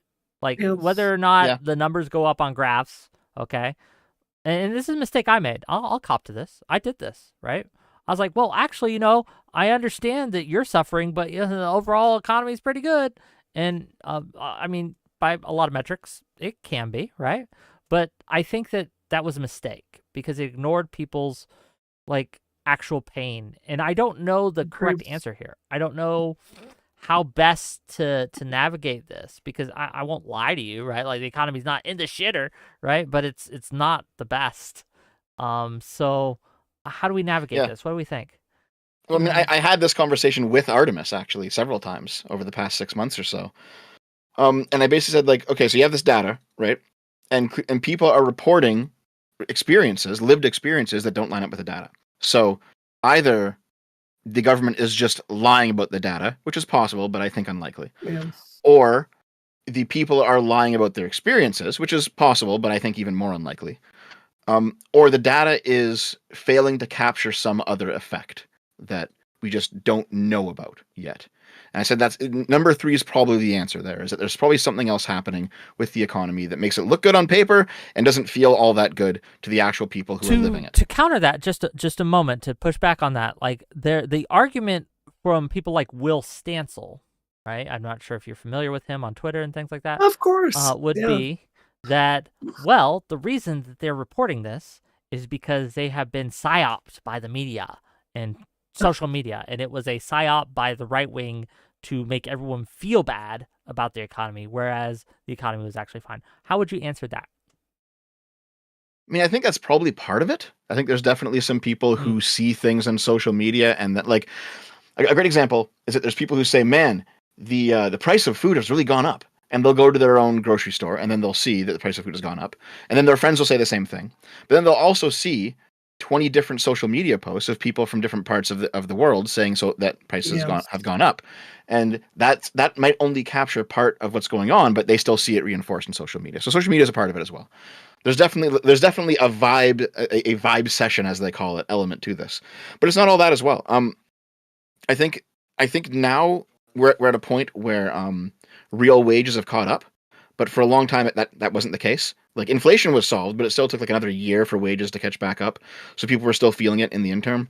And even if it catches up, you're still going to be behind because you've only got back to baseline, right? Like, if you're like, I remember Artemis sent me an article of more people than ever have been using their credit cards to pay for essentials. We're talking like rent and food and stuff, right? And it's like, well, even if they get caught back up, even if their wages are now going up again, and the it's matching inflation again, they're still going to have that debt from before. Catching back up isn't enough to pull them out of the hole that they had to go into to survive, right? So it's still not going to feel like a true catch up. And then also, I think there's just in fact, I know there's a psychological effect here because I used the book in my Bayesian video like last month, where basically psychologically humans take losses worse than equivalent wins as they take them well. Do you know what I mean? Yeah, it's thinking fast and slow. It feels worse to lose even if you gain. Like, so if you gain 20% of an income boost, that feels less good than 20% loss in income feels bad. Yeah. So the book is Thinking Fast and Slow. It's a psychology book, and he basically said that if you have like if you gain $100 and then you feel like 100 happiness points or whatever, if you lost $100, your average person feels like 140 sadness points. So we take losses worse than how well we take gains, and that is a documented psychological effect. So I think when like someone sees prices go up, they feel bad about it, and then they see their wage go up, and they're not going to, even if it goes up in an equivalent manner, they're not going to feel as good about it. And also, when they see prices go up, they're going to blame the government or the corporations or something. But when they see their wage go up, they're going to be like, "Oh, I'm a good worker. I just got a did raise. that. Yeah. I did that." Yeah. Yeah. So like, Yeah. and these aren't unreasonable feelings, but I do think that they add up and they lead to a feeling that things might be worse than they actually are. Mm. And that's not to say that things aren't bad, because things are also still quite bad. You know, I'm not trying to I downplay get you. the actual pain people are feeling either. It's a hard needle to thread, right? Because you want to be accurate in your reporting, but you also don't want to like just shit on people either that are suffering, and they're always going to suffer. Let me finish these super chats, and I want to kind of dig in on something that Brianna said earlier, and just kind of explore that a little bit. $2 from Satan Gray. Bree going full anti-commie is based. Thank you for the $2. Yeah. Screw those commies. 10 pounds from Rizius. While it is fair, Dems need to purge extreme leftists that don't understand teamwork. Does that mean we need to be chummy with centrists like Lex Friedman, Piers Morgan, Trigonometry, Yes. and Joe Rogan? Yes. Yes. And me, yes. And Dev. Be nice to Dev. What do you mean by chummy? I'm just really curious. Rizius, can you clarify? Like I you don't have to agree with them on everything. I don't think that's what anyone's asking to do. But one of the things that we've done wrong, I feel, in the last 10 years, 12 years actually, is we've decided that to paint these people as evil, as Satan, as terrible. There's a type of person on the left, and these exist on the right in a mirror image too, but there's a type of person on the left that is waiting to call you not a real leftist. Yeah. They're just waiting. Yep. They're waiting for you to have one Republican take, to have one 100%. thing to do, to be able to say, see, I told you all along they weren't really with us, right? They are the fake leftists.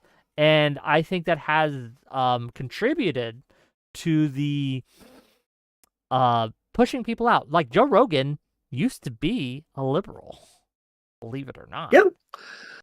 How about this week, on my new show, which Dev has not come on yet. Dollcast, he won't right? hang out with three. He won't Dollcast. He won't hang out with 3 hot trans girls and me. I'll come on it. Just let me know when. Yeah. All right. Gotta come hang out with Taff and me. No, but what I was gonna say is, like, we invited Colin Wright on this show. Now, Wick, my entire job, the thing I literally get paid to do, is I have a really, really wide network of people that I've met over my career, and this skill of being able to pass legislation or get projects off the ground by bringing a bunch of people together is something I have just because I'm always talking to people and making friends. And on Dollcast, we brought in Colin Wright, who is someone who, let's be really clear, he said some stuff I really don't agree with trans women. But I also know at his core, he has some ideas that I can agree with, right? And I just want, like, the entire mission of our show is trans politics is so toxic and so crazy that the idea of 4 moderate trans women willing to have goddamn conversations with people is the most radical thing you've ever heard. So we bring in Colin Wright, and I must have gotten like 300 or 400 angry people screaming at me, how dare you bring him on? He thinks X, Y, and Z. It's just like they hold so much power over trying to deplatform certain people because they are so afraid of, like, building that bridge. And this is just a dead playbook. Why? Why are they Why? afraid of building that bridge? Why? What's the fear? I think because the power they have, Wick, the power they feel is they don't have careers, they don't work in politics, they don't have friends. The power that they feel is being that hall monitor that sits there and tut-tuts at you if you're doing something they don't like, because they're not interested in, like, how would you, like, make a connection. Let's say that the Manhattan Project had a really, really bad idea at some point. How would we even talk to the people over there? Who is in a position to even know people on the phone to talk to about that? This is such an obvious thing I've made a mission to do, is to understand some of the people in this movement, just have a working, like, relationship with them, to understand what they're doing, to keep the door open, to maybe see if they've got some good ideas that I can get on board with. And I found overall it's decent people that have a political mission that I've got some problems with. This is normal politics. In any other field like steelworking or pharmaceuticals or defense industry, this would be just how business gets done. But for some reason with these progressive causes, like, we can't hold normal relationships with people on the other side. It is the stupidest thing I've ever seen. I guess that brings it back to what I want to get to, and I'll get to the other super chats in a second. Don't worry, but this is important. Sorry, I don't want to forget it. No, you're fine. You're fine. That was great. Like, you both mentioned that we need to purge, right, the progressives and get them out. Like, that's all well and good to say. What's the path, though? Like, how? Because they have, if they're the ones in the positions of influence and power, how do we make sure that they get out? I mean, I have my ideas, but I want to hear yours. I want to hear Dev first, then I want to hear Brianna Wu. Dev, like, how do we do this? What? Put them in camps. Okay. Put them in camps. Well, I mean, you have to be effective, right? You have to show that, oh, look, it is the more center-left people, it's the more centrists who are actually winning elections, and you far-left crazies aren't going anywhere. And if you're effective, then I think the wins will kind of stack up in your favor given enough time, right? I mean, that is kind of how Trump did it in some ways, because he has purged a whole bunch of the old neocons, like the Reagan types, out of the Republican Party. And he did it by winning, by being effective. So I think you have to win things first, and then you can get people on board. Well, to push back on that, like, we've seen people get primaried out, like Jamal Bowman and some others, the more extremists, right, in the party have been primaried out, and we have had some moderate wins in special elections, primary elections, etc. But that doesn't seem to be, all that does is seems to kind of feed into the leftist brain rot narrative, right? And no offense to Cenk Uygur, but he participates in this, that there's these shadowy organizations. Oh, don't talk about my friend. Okay. Oh my gosh. You know what I mean? That are No. like, he's like super populist. Like, these shadowy government, AIPAC, and all these groups are just funneling into money, and we have to oppose them. Like, it doesn't seem to, they're not getting it. Does that make sense, Dev? Was that at all? Call them retarded. Just call them retarded. That's pretty much how it has to be. Like nothing speaks louder than actually winning.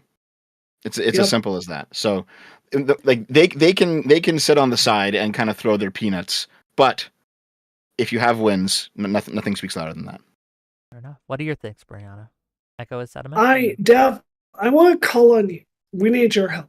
What I want you to do is to make a video with philosophical, like, underpinnings. We've got to chart a new culture for the Democratic Party. And I would love to, like, this is why I love your work, because you go into history and philosophy and you help me understand why these ideas that I'm drawn to intuitively, like, have a historical path. The way you kick these people out is we just change the culture of the Democratic Party. I don't think I've said this word in 30 years, but I'm going to say it right now. If it's I want a Democratic Party where if Dev says the word retarded, he does not get kicked out of the Democratic Party. I want us to say, like, that's stupid. This is not the culture that we need to have. I want to have the culture change. So we have a laser vision on winning, and we are willing to compromise to win. And these groups are asked to act like adults, finally. And I want us to start speaking to people in real terms and just jettison everyone. Like, if you're a Hamas fan, you're gone. You're just gone. Like, we've got to change what the party stands for. Basically, I think what you're saying is you have to make pragmatism a core value. Yes, yes. And getting along a core value. Like, if someone has a bad idea about trans people, do you think in the course of my career, I don't have to deal with that like an adult and learn how to work with those people? Of course I do. Right? And the ability to like function with people that may not subscribe to my exact interpretation of what a trans woman is just something I have to do. It sucks. It's not fair, but it's the job. And the Democratic Party just does not think like this. It's like, we've got to grow up. We just got our ass kicked. To be fair, I think within the next 5 years, the right wing might start feeling the same problem, because if you look at like the most extremist big accounts, like Jack Posobiec, for example, he's very much on a purge the right of all the dissenters line right now, which will have the same effect long term as the anarchists did on the left, just purging all the dissenters. And like he's very uncompromising in wanting to get everything done. He wants all the recess appointments. He wants everyone that Trump wants in there. He wants every single thing on Trump's checklist. They were and he's not going to compromise on any of them. Yeah, they're calling to primary any senator, Republican senator who doesn't vote for everything that Trump wants. Yeah, I agree with you. That's going to, like, again, Monday we're talking to Tracing Woodgrains. He's been registered independent his entire life. He just registered Democrat because he sees this push from the right. Like, we talk a lot of shit on leftists here for good reason, and we love to do it. But the right, oh my goodness. Like, there's a reason I'm on the left and not the right, because as bad as the left is, the right is going to be worse, right? The idea of purity testing is going to be... Look what they did to my boy Connor, okay?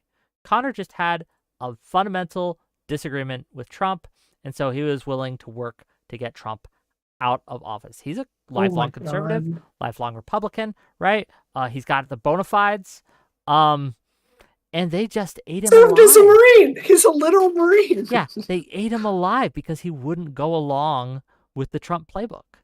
And I see that a lot of the mistakes that the Democrats have made in the last 10 years are beginning to be echoed by the right. And I'm just curious how it's going to play out. I really am. See, this is why I like being in Canada, is because Canada's Conservative Party doesn't have this problem right now.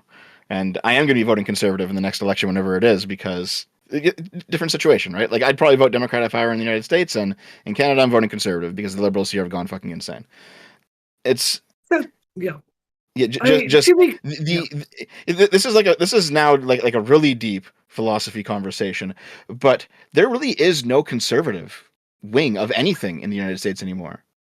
Like, you have liberals, and then you have like revolutionary anarchists on the left, and then you have MAGA, which isn't conservative at all. Like, they're not conserving anything.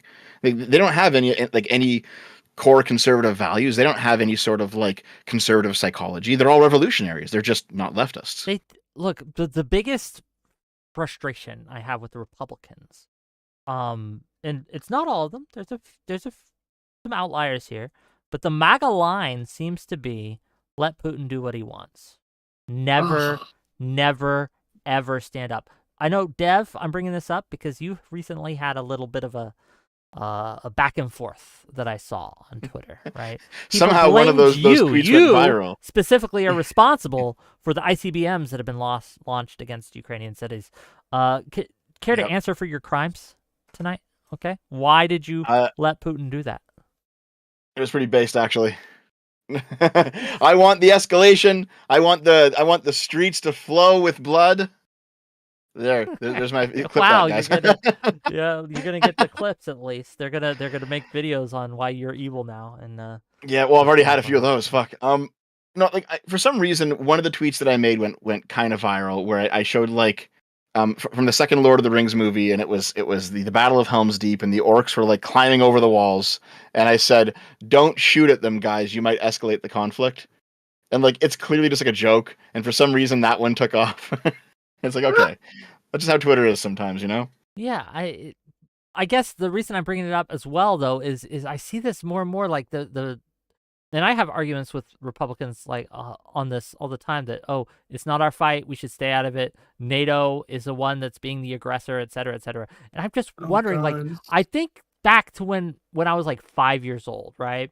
Maybe a little older, but I remember being in school when the Berlin Wall came down. Do you guys remember that? I You're old do. enough, Brianna. You probably remember. I think I'm too young for that. Yeah. And we did this.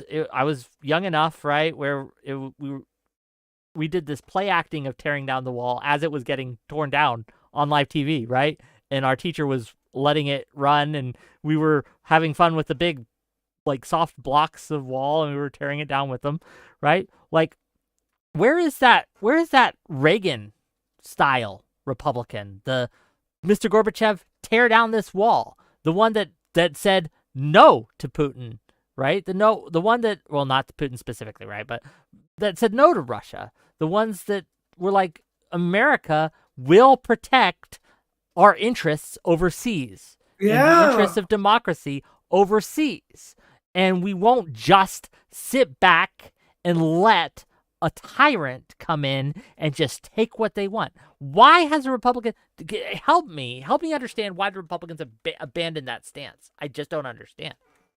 It's PTSD from the failure of Iraq. Iraq War II. Yep. That's pretty much it. Much it, because the anti-war crowd from the 2000s was fucking everywhere, and they basically had all the moral authority on their side. And the whole, like, America should not be the world police. And even culturally, like, literally the America World Police movie, stuff like that, right? Like, the idea that America should be stomping around other countries and setting these terms and enforcing these international laws became so unpopular.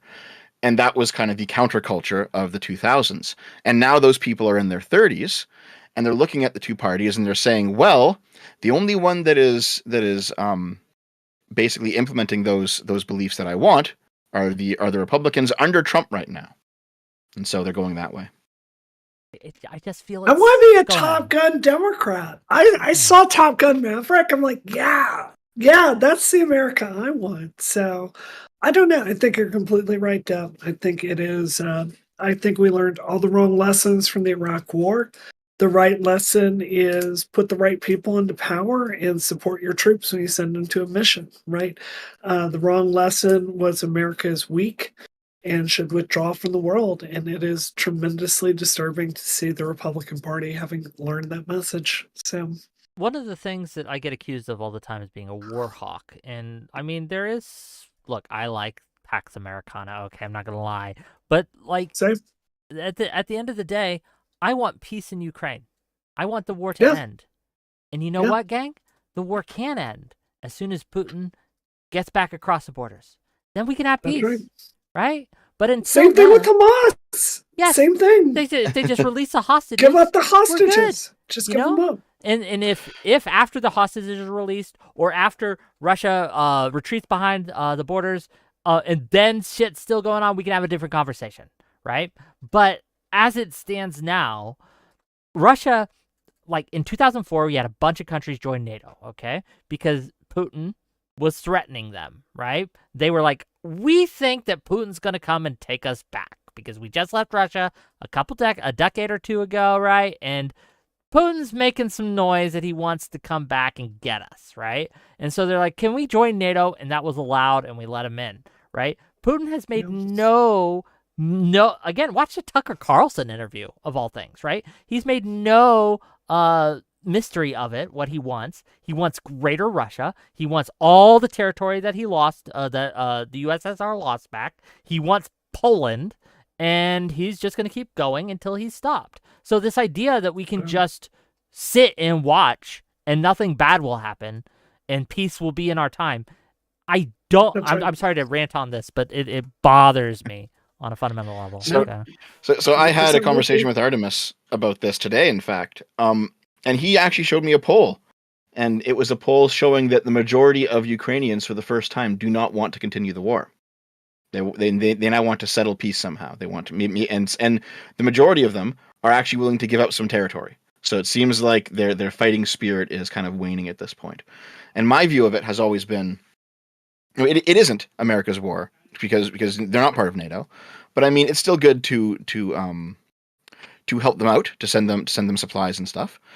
However, it has to, like, basically the Ukrainians have to be the ones who are running this operation. This is their show, right? And if they want to keep fighting, then we should give them everything that they need to keep fighting. And if they want peace, then we should respect that as well. Certainly. So, like, again, if the Ukrainian people, right, as a whole, and not just one poll, I'm not going to go after one poll, right? Like, if and they can do this through their government channels. If they want peace, I think we should put them in the best position to get peace. In fact, one of Trump's appointments recently was actually someone that I'm not totally against. Mike Waltz made some statements about Ukraine and what he feels with Ukraine, and he wants to kind of bring both parties to the table. But he's like, yeah, I think we just need to make Russia suffer enough to get there. So he mentioned specifically using real sanctions on Russia in order to, like, especially their gas and oil and their other energy productions, and to kind of strangle them that way. And two, to again, just like what Biden did recently, authorize Ukrainians to use weapons to fight back in Russian soil. And so I was actually kind of impressed with that pick. But then the next day he put out all those other picks, and I was like, okay, whatever. Right? But so here's the issue, right? Because I mean, it is just one poll, but it still has some value. However, under Ukrainian law, they're not going to have an election to see that poll realized, right? Because until the state of emergency is over, there are no elections, and elections are pretty much on hold until a maximum of 6 months after the state of emergency ends.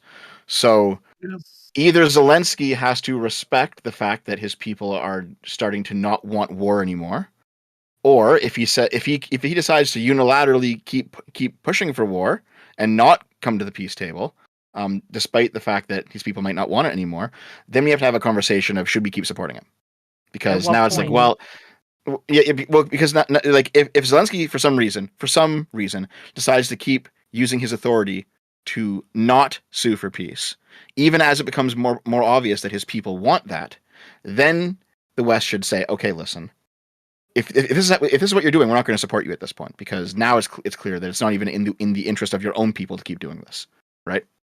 There is some line that has to be drawn on the other side as well. But I'm asking what that line is, right? Because I agree with you. Like, if obviously it becomes obvious that it's not just like 51%, but an overwhelming majority is like, okay, enough. Because I'd have to look at the poll, because asking Ukrainians, I'll dig it up real quick. Hold on. do you want peace? Yeah. I mean, sure, okay, right? But what does that even mean? So I'll have to look at the poll and the phrasing and things like that. So while y'all are doing that, the one thing I really can I change topics slightly? Because this is the one thing I really wanted to talk to today. So we touched on this at the beginning of the show a bit, but this is really heavy in my mind. I mean, what in your mind, like, we're talking about the future of the Democratic Party, what in y'all's mind is the future of the Democratic Party and trans rights? Because I think this is a top thing that we've got to chart. And, I think, like we were talking earlier about, like, the capture by younger staffers pushing towards, like, a maximalist position on a lot of stuff. And I think we've talked about this focus group where I think that they've, like, gone and looked at trans people and said, like, this is the maximally safe message to have. It's really clear to me this does not have a future at all. So what do y'all think the future of, like, trans support looks like in the Democratic Party? Because to me, it looks like we say, okay, look, we're going to stop today this nonsense of trans women in women's sports. Like, I think the argument is more complicated than the conservatives are saying, but I'm sorry, I need HRT more than 600 people need to play in professional sports. It's a losing issue. Over 75% of people do not agree with this, and fairness is just tapped into people's brains. It's a losing issue. It makes the public hate us. That's got to be gone. I also think the Democratic Party needs to be really clear and say, look, if a gender diverse child comes out, we want to stand for non-bullying. That's reasonable because those children exist. I was one of those children. But this project of introducing curriculum to cause children to deeply question their gender. I saw a form for an 8-year-old the other day asking if they identified as trans masc. Like, there's no reason an 8-year-old needs to be asking if they identify as trans masc. That is insane. So I think that like we've got to step away from this fringe like ideas when it comes to transgender support and hold a hard line. And to me, a hard line means access to healthcare, access to legal gender change, access to the public commons, meaning bathrooms.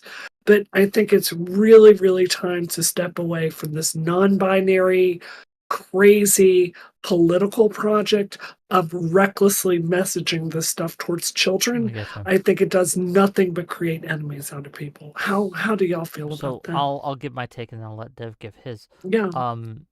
Here's the deal. I don't think we need to abandon trans people. Like I don't think that's the way. Sure. Right? I don't think you're advocating for this. To be No, clear either, no. right?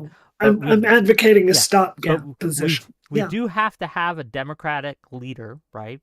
A democratic leadership that is willing to look at the extremes of the party, not only on the trans issues, but other issues, and say no.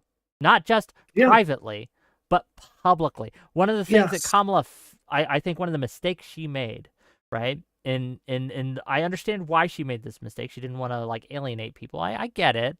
But one of the mistakes she made, there's a lot of people who are more on the center who are just waiting for her to publicly say no to the extremists. People are right when they say she didn't run on trans issues. She didn't run on the wokeness. She didn't run on any of that. And that's true. But she also never, and I can't find a single clip of her ever saying no to any of it. To ever saying, no, this is bullshit and we're not going to do this.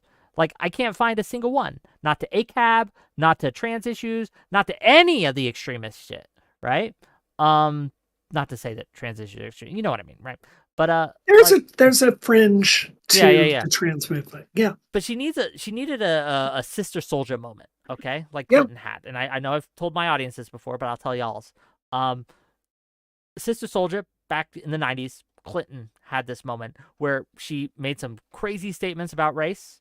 So when Clinton went to the Reverend Sharpton's like Rainbow Coalition dinner or something, right?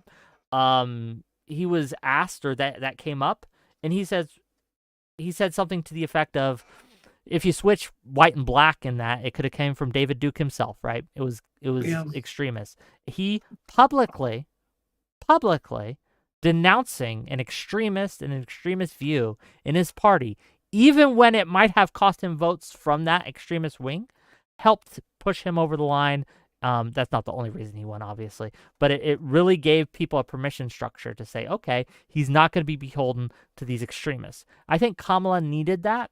We never got that. So what does the future of the trans movement look in the Democratic Party that I want?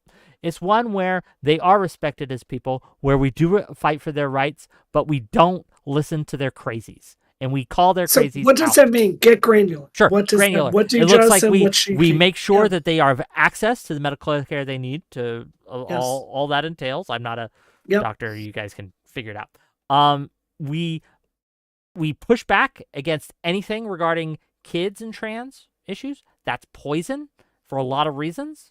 And we push back against anything in the Democratic Party where we do this like thing where like how to explain it?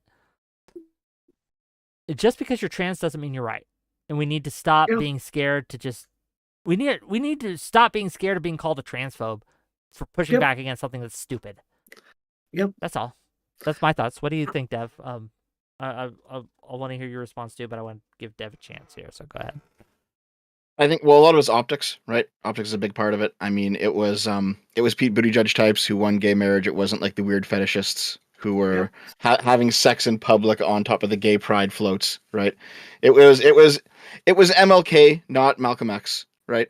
We all understand what's going on here, where you have a legitimate grievance, but it's the moderates who actually make progress on these things. It's not the extremists. The extremists tend to make things worse. So basically, optically, the trans community has to clean up its act, which is a big ask, but it has to be done if you want to be seen as normal and able to integrate in society. You have to actually be normal and be able to integrate into society, right? Yep. And I that's the think, whole reason I started Dogcast, 100%. mhm. And so like once people who might be a bit ignorant of what trans people are understand that they are just people, a lot of them will come over because we've seen that happen with other demographics in the past. Beyond that, see, this is probably just because I'm not trans, but personally, I'm not sure if the legal ID thing really matters all that much. Like if a trans woman has M on their driver's license, like does that change their day-to-day life so much? Probably not, right? It's one of those things where like I don't really care which way that one ends up going. It's not a big deal because it's just like something in your wallet. It's like, okay, well, whatever. Oh, maybe Well, maybe I Brianna then tell knows disagree. me. better Yeah. than us. I Well, don't then, know, right? what changes then, practically speaking? Sure. So what changes is if you're at a job, you're outing yourself. If you're going a apartment, you're outing yourself. If you're encountering the police, you're outing yourself. There's every reason to be very strategic in when you're outing yourself. And just having that documentation be congruent. This is actually a big deal. This opens the doors and allows you to live your life. So I could not disagree with you more strongly on that, Dev. Okay, fair enough. I mean, the way I see it is like it shouldn't matter anyway. Like if I were a police officer pulling you over and then you handed me your driver's license and it said M on it, I wouldn't care, right? And I think a lot of reasonable people would not care. You're like, oh, okay, and it's not a big deal, right? But I can see how if someone is bigoted, it would matter, right? I wonder if this is a fight you think is worth fighting, Brianna. It's something I've heard come up. Legal gender change? Yeah. No, not that, 100%. not that. Right? I get that that's worth fighting. Yeah. But there is a group of people, right, who will not accept trans roommates, for example. Don't care. Don't care. Okay. Personal choice. I'm just trying to get a no. kind of Look, like an idea of where they're we're picking our racists battles. out there. They're transphobes. Like we've got to deal with this like adults, right?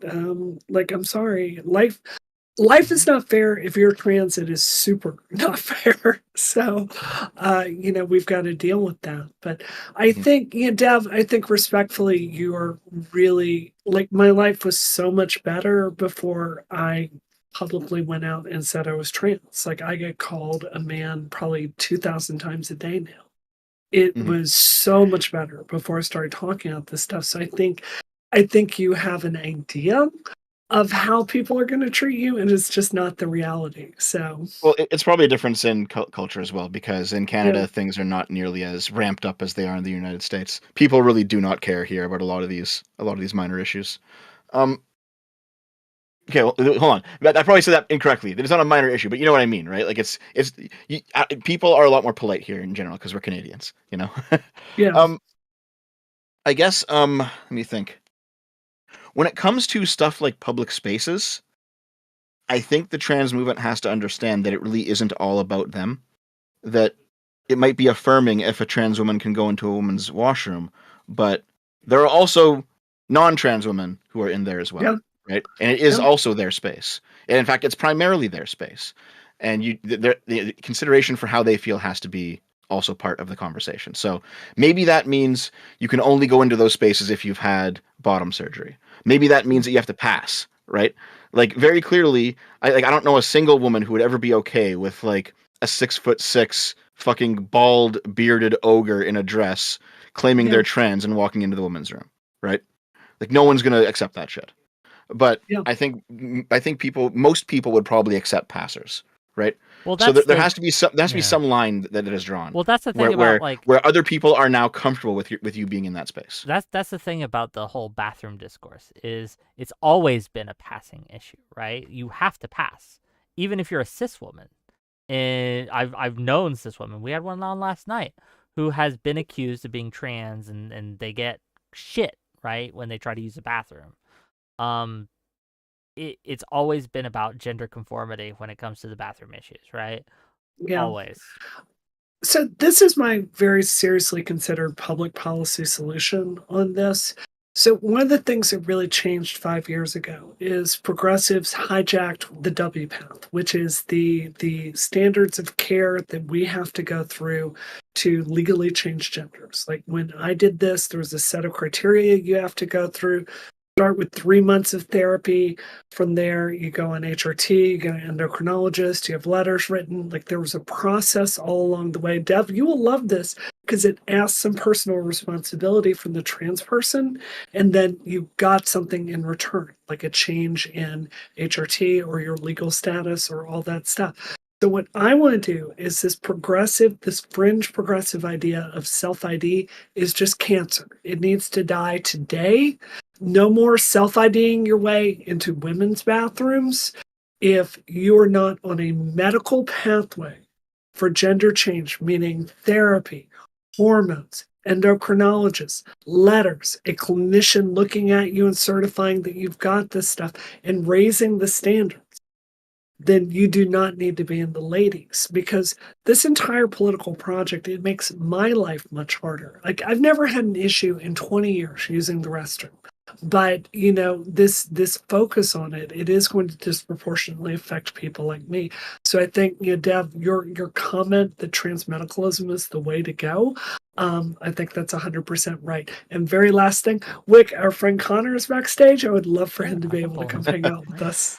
Also, I did find that article, by the way, about the previous. I put it in the group chat. About the previous conversation, the Ukraine poll.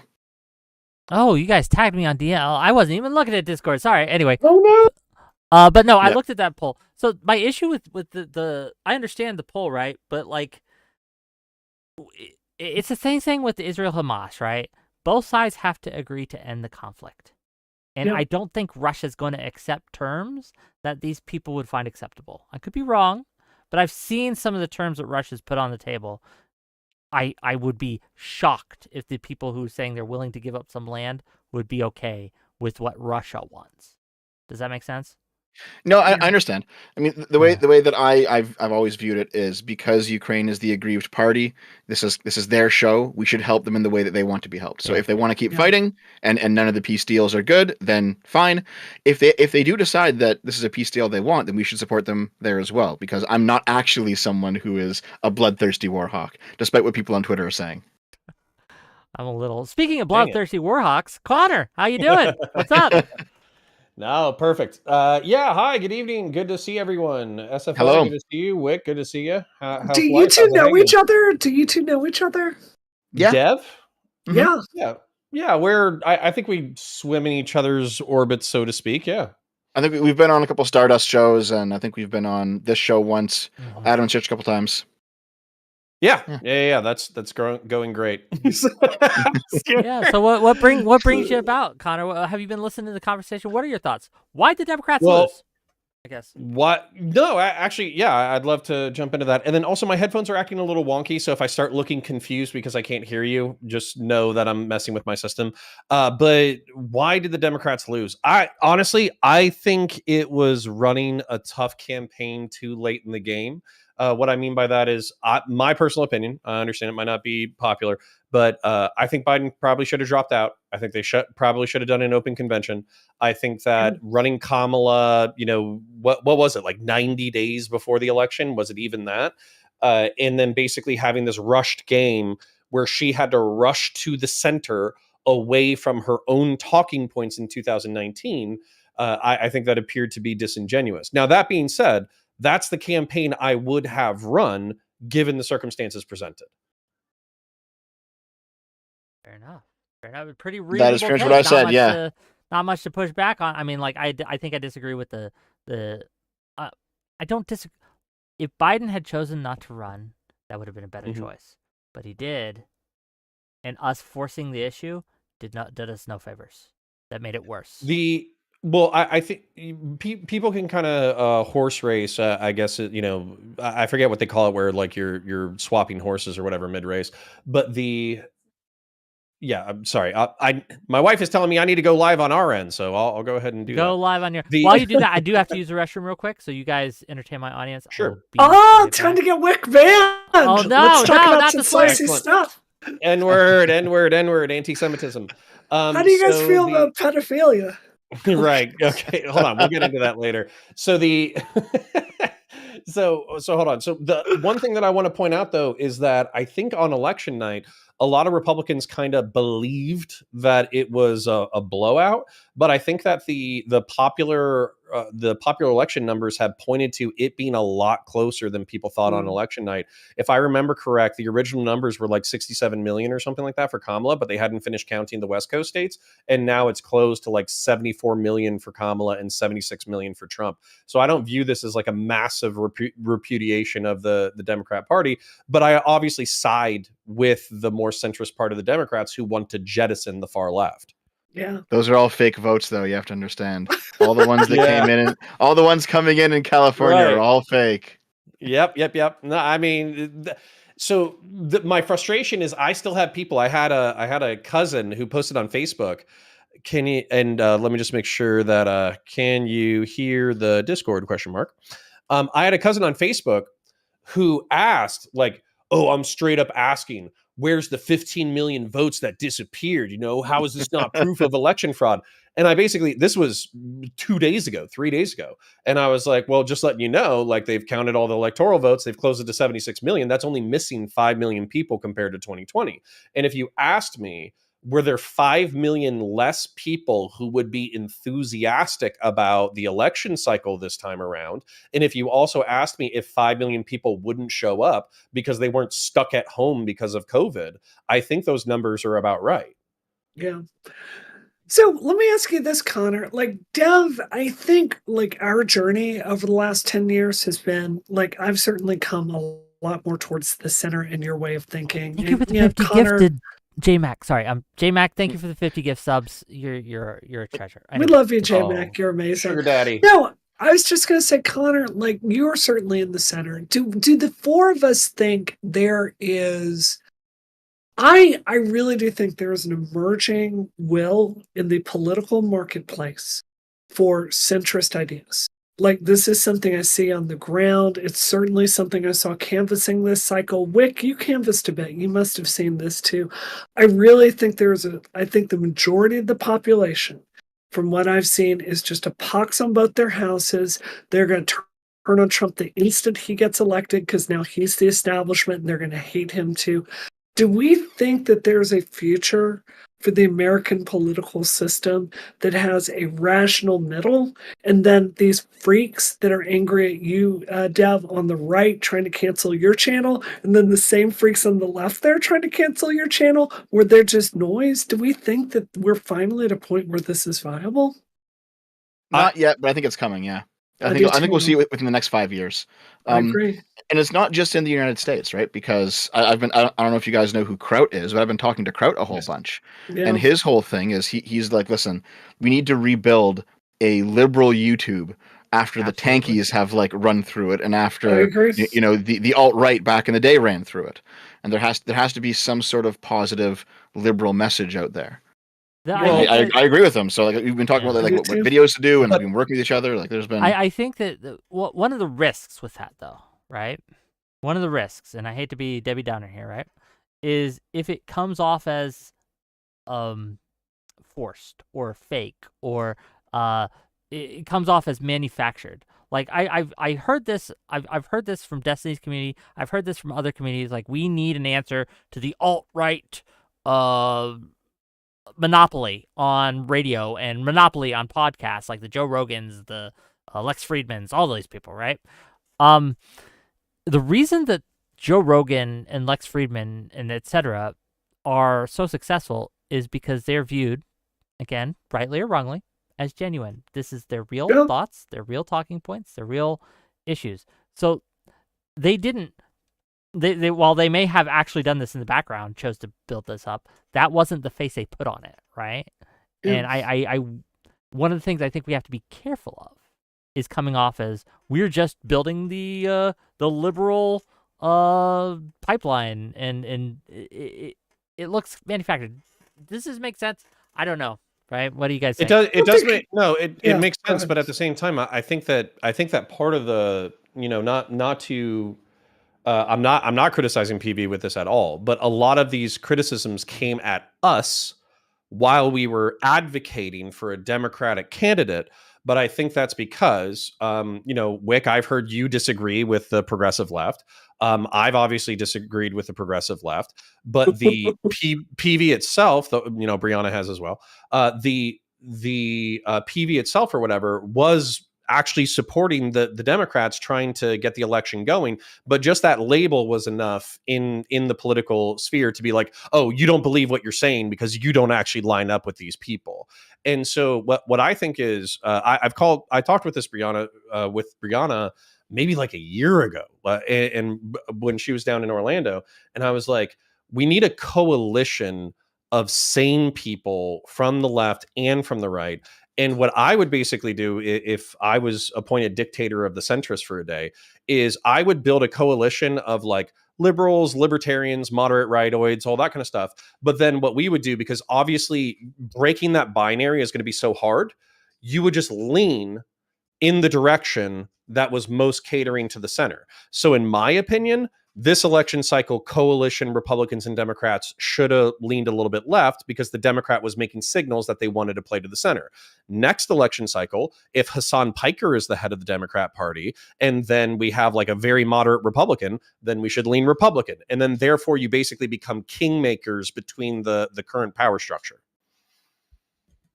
By the way, thank you for the this month's check, Brianna. I appreciate it. No problem. You Have do we all get gotten paid our in trap Zionist check, stuff. by the way? Have we all gotten the told IDF? you many So much times. black. I've told you many times, Dev, you get paid in traps. That's what's in your contract. We'll ship them to your door. We'll make sure they're freaky just like you like them. But that's the Thanks very arrangement. much. I hate it that I know what you're referring to. I didn't before I started in like the YouTube stuff. I didn't. I would be like traps. Like, what do you mean? Like a poison trap? Like one of those like guillotine traps or something? A guillotine traps? But now I hate that I know what you're referring to. No, I'll never forgive any of you. So I think you're partially right, Connor. But I think there's like everything that you said is correct. But there's also like another avenue that I think also has to be handled at the same time. Is that the reason that populism is popular right now is because it's relatively easy to understand, but also historically populists who get into power have a very hard time, at least initially, getting what they want done because they have no idea how to actually run a government. Like they're completely inept. They only see it from the outside. And this is something that anyone who has gone into, like worked in academia or worked in politics or worked in law or any sort of complex institution, they realize that when you're an outsider to that institution, you just see the front of it. You see the opaqueness and you say, oh, well, it's clearly corrupt and all the things that it does are clearly terrible. But then as soon as you actually get inside of it, and now you're inside and it's no longer opaque, and you're like, oh, there's all these working parts and all these things are put into place for a reason. Like anyone who's worked in like engineering says this all the time about engineering. It's like, well, oh, there's actually a reason why there's 18,000 different regulations for this, because all of these things could go wrong. And so there's something here where complexity necessarily makes things less transparent. But transparency is how you get people on board with what you're doing. Yeah. But that's the challenge, isn't it, Dev? So that's the challenge is when somebody said this on a debate panel today, it was in reference to politics. If you're explaining, you're losing. But when you have a wildly complex system or wildly complex ideas, then trying to explain how these things work and be transparent can sometimes feel like you're trying to explain away like a loss or a flaw or something like that. And I think there's a problem with the simplistic rhetoric where saying drain the swamp, screw the system, everyone's corrupt, let's burn it down and start again. These are all really like short sound bites, whereas breaking down what causes inflation takes more than 3 or 4 words. If I could jump in for just a second here, like I feel like y'all are getting away from the question, or at least the point I'm trying to bring up here, which is like I hear you on the complexity. It's 100% true. Explaining that's definitely true. What I'm talking is like Wick, coming back to my earlier comment about the Great Scramble, where all of us are just moving across these lines of left versus right and finding ourselves with new homes and new bedfellows that we never imagined a few years ago. I think in the Great Scramble, like hand to God, Connor, you and Dev and you, Wick, like if I were in jail, like y'all would be people that I would call. Like, I don't agree with you on everything politically, but we share the same values. I consider every one of you friends. Like, you're on the same page. There's an adultness to you where, Connor, you have shitty views on abortion. It does not affect our friendship. Wick, I don't like everything you say, particularly about Dungeons and Dragons. It does not affect our friendship. You know, Dev, despite all that Gamergate stuff, we've ended up in the same place. We don't have to agree on everything to understand that our fundamental values here are the same. And I think this is so important. This is the country. This is the future of politics, I think. It's all these fringe freaks that just turn everything into a left versus right screaming match. That's the dead end. And I think this is the new coalition. Go ahead. I want to make a statement, and then I want to ask Deb a question because this is one of the things that I was almost preparing for this election cycle psychologically was I have identified like as a Republican my entire life, and not just that. I've identified with the Republic. Like I swore to defend the Constitution of the Republic as a military veteran. I swore to defend the Constitution as a law enforcement officer. And so it was a core part of my identity. So how do I deal with the fact that 74 million of 330 million people basically said, we don't care about the process. We only care about our espoused result. And by the way, I don't even think they necessarily care about whether or not those results are actually achieved. They just care that somebody is promising them an end result. And so for that, that's almost like a direct attack to what I think keeps our system stable.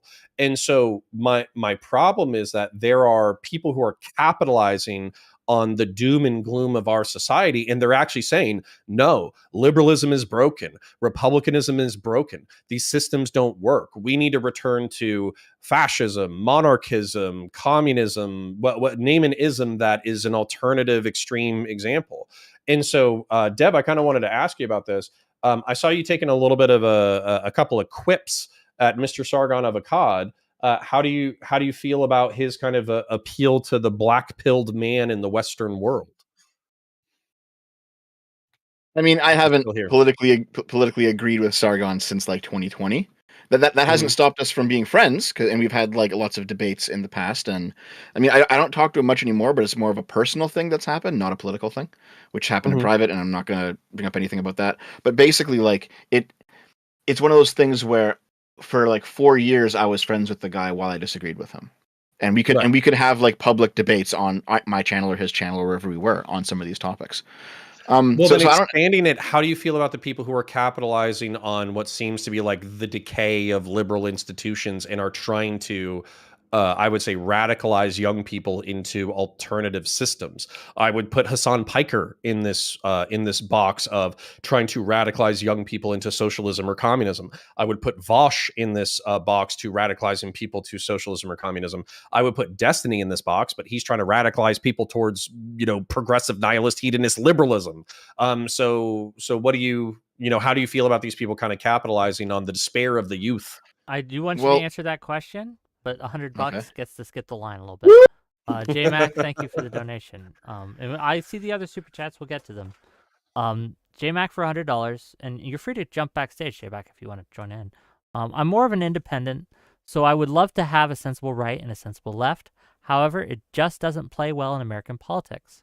I think the only answer going forward is to focus on local elections and the legislative branch, and that's what I am going to do. And to piggyback off this, I've heard a lot of people say very similar things. There are people who are just done.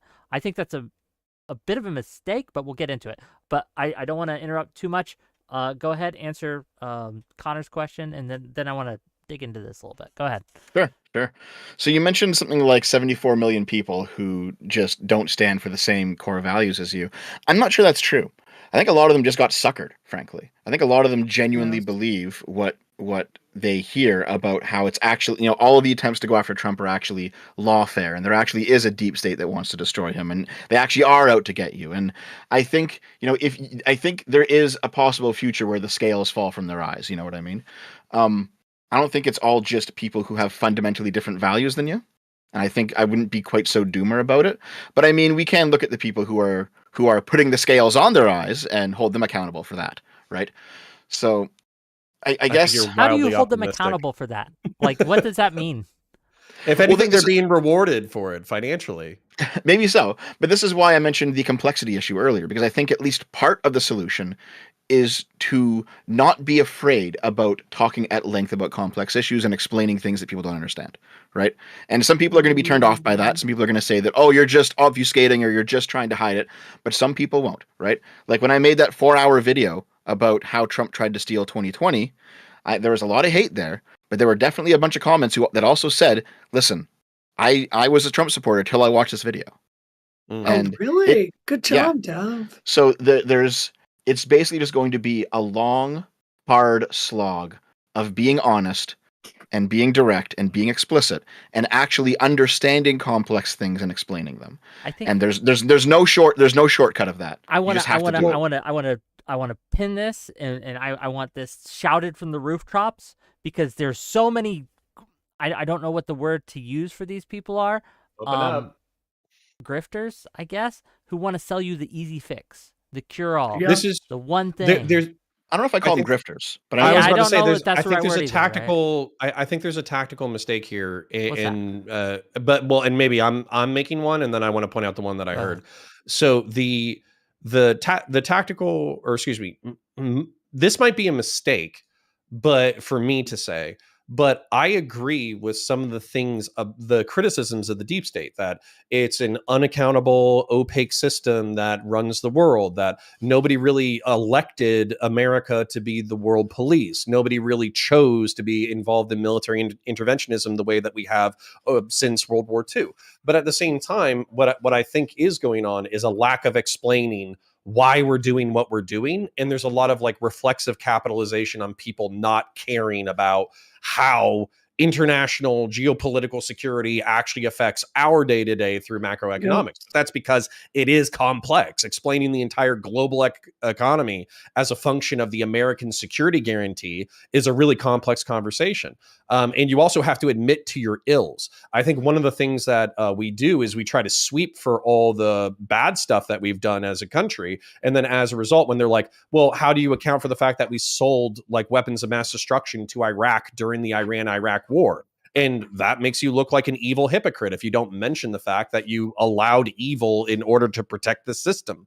But the tactical error that I heard that I think that I think turns people off is when you accuse people of grifting. Basically, what you're saying is they are saying something that they don't believe purely for financial or clout gain. And the truth is that I've been in enough rooms with these people that they either believe what they're saying wholesale, or they've deluded themselves into believing what they say. And so as a result, it can feel like dishonesty from the outside. But if you're part of their tribe, that's fair. They're being honest. No, that's fair. No, I agree with you. Like I said, I was hesitant to use the word, and no, that's a good correction. I'll take it. Mm-hmm. I think what you just brought up though, Connor, that's like one very important half, and the other half is something that we talked about before you came on, which was just the American rights PTSD from the failures of the Second Iraq War. Oh my right? God. So you take people who are like my age, like in my 30s, right? And we were the teenage rebels who were protesting the Iraq War back in the 2000s, thinking it was an absolutely terrible idea. So you take that sentiment of being very anti-war against an unjust war, combine that with the opaqueness of complex systems and how they're not being explained to us, we're not getting a proper education about them, how the people in power basically just talk down to us. Take that person, let them stew in that resentment for 20 years, and you have the dissident right in America. Like it's basically how it is. I agree, but so here's the thing. So imagine that Bush comes out in 2002 when he's ginning up the Iraq war, right? And what he says is, instead of there's a new axis of evil, they have weapons of mass destruction, they're on the verge of giving them to terrorists, they're about to kill us all, et cetera, et cetera. What if he instead says, hey guys, we've been playing chess in the Middle East and North Africa for the past like 70 to 80 years to our economic benefit. And as a result, we sold weapons of mass destruction to Saddam Hussein in the 1980s. Turns out he wasn't a good ally, and he started using the weapons of mass destruction, including VX gas and anthrax, on his own people. and we thought that was kind of messed up, so we backed away a little bit.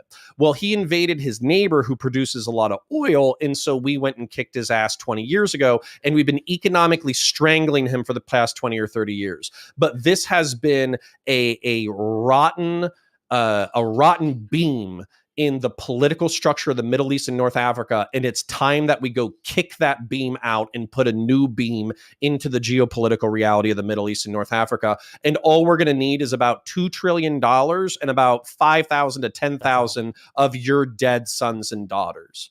That pitch is not, it's not going anywhere. That's lead. I mean, that's true, but I don't think America should have gone in there anyway.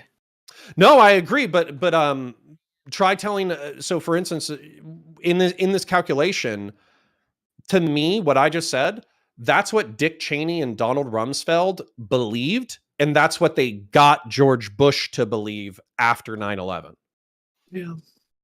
I think this brings up and this is a bit of an aside, but I think it's important, right? Because I see my chat and I see them going, and I see a lot of people asking us questions, and I've heard a lot of people in my real life ask this questions like, why do you vote Democrat?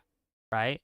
Mm-hmm. And a lot of people say, well, I don't like Trump. I don't like the populism, etc. But I think that one of the failures that Democrats have is we need a positive policy that we can sell to the American public. We need something to get people excited to vote for us, not just against the other guy. So what? What is that? How do now you say we say policies, but what were Kamala's policies? It was like a tax credit for kids, and tax credit for starting a new business, and rebate to buy a house. No one's getting fucking excited about that. Well, how about controlling price controls on groceries? I think were one of them. No one wanted that either, right? Yeah. No one fucking wanted that shit. Well, this is kind of a problem that I think people who are incumbent have, is that the person on the outsider who is promising change, that person inherently, because of their position, they have like a lot more momentum behind their movement, because they're coming in from the outside and they're saying, here's what we're going to do, and here's how the system is wrong, and here's how we're going to fix it, you know?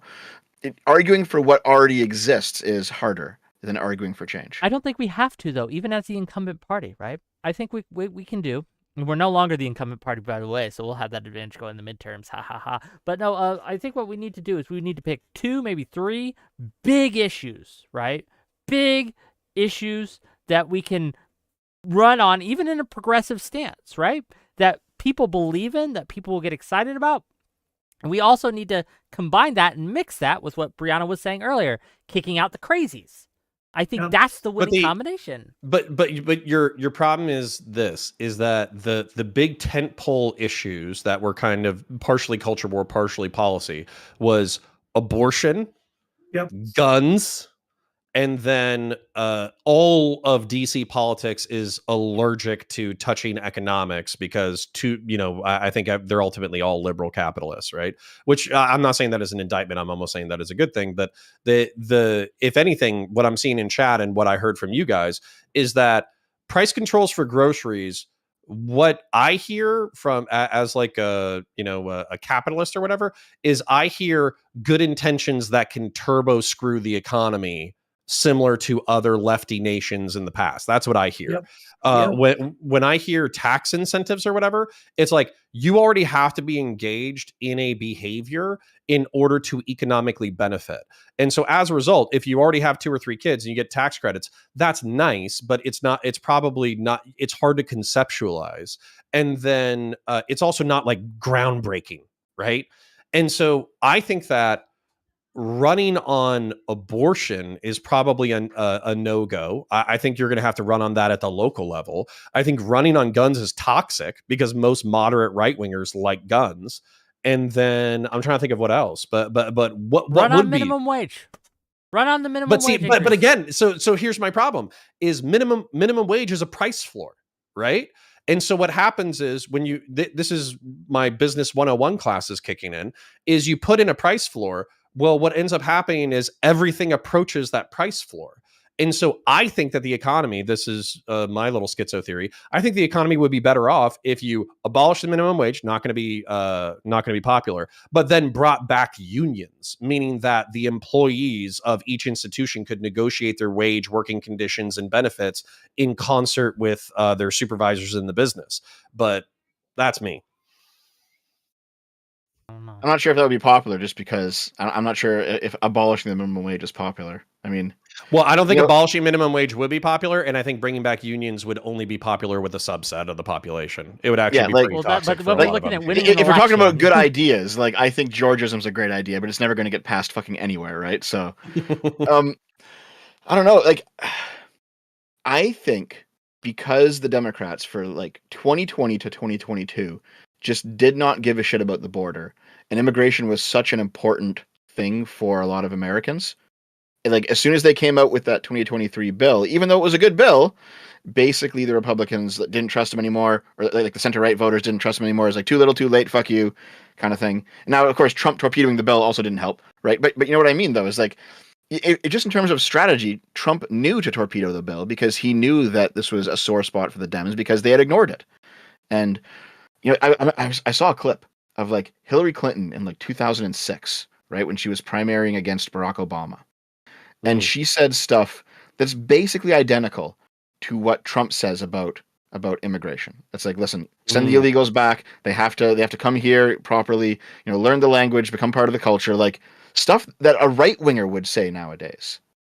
And yet it makes complete sense. And I just think that there has to be a policy shift in the Democratic Party back towards the center on immigration, and also a language shift. I think as this well ties into what Brianna was getting at earlier, though, because that has been impossible to do, because you have people who are in positions of influence and power in the Democratic Party and the Democratic like functioning institutions that make that a no-go, that make that just impossible to do. You just can't. Well, one, I think Democrats are paying through the nose for it, and then two, this is kind of a tangent off of that, but at the same time, I just want Republicans to hold the Trump administration accountable for what their rhetoric is, because basically we've gotten, we're kicking everybody out, mass deportation, we're literally going to get rid of 6% of our population through mass deportation, this, that, the other, and then I'm literally seeing Trump and I'm seeing the current Speaker of the House, I forget his name, but they're both saying, they're like, yeah, we're going to do the mass deportation, but also we're going to go ahead and have the largest expansion in worker visas in the history of the United States. And it's like, really, like, okay, so we're basically we're shuffling them out the door, and then we're bringing them back in the door, but we're giving them paperwork in order for them.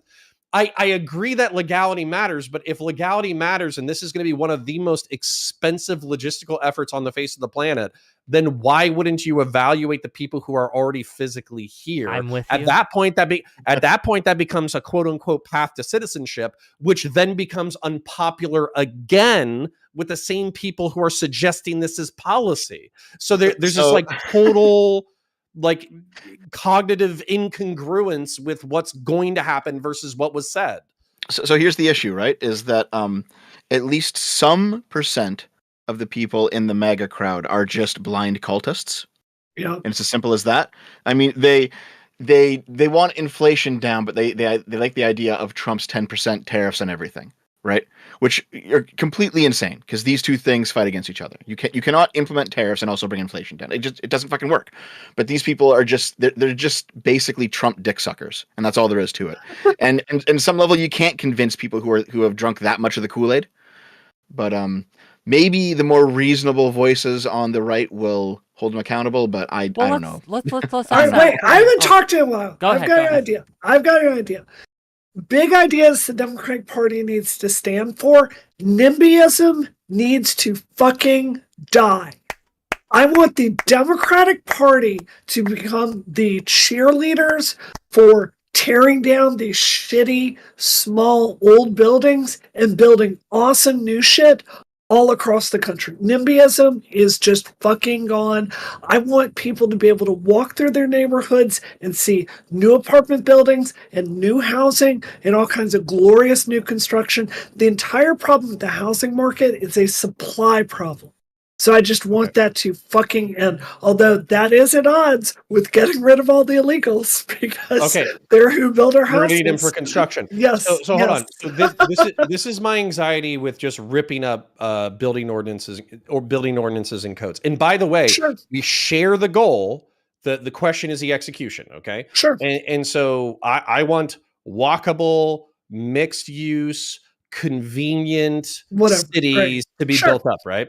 But what I hear when I hear YIMBYs, yes, in my backyard, people who effectively want to rip up all the building codes so people can build whatever they want, and so the devil. Okay, but so here's the thing. What I think is going to happen is we're going to trade one dystopia for another.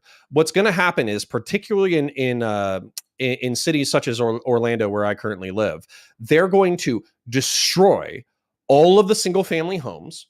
They are going to build townhomes on all of these quarter acres and make the yards smaller. That way you can fit 2 families on a quarter acre instead of 1.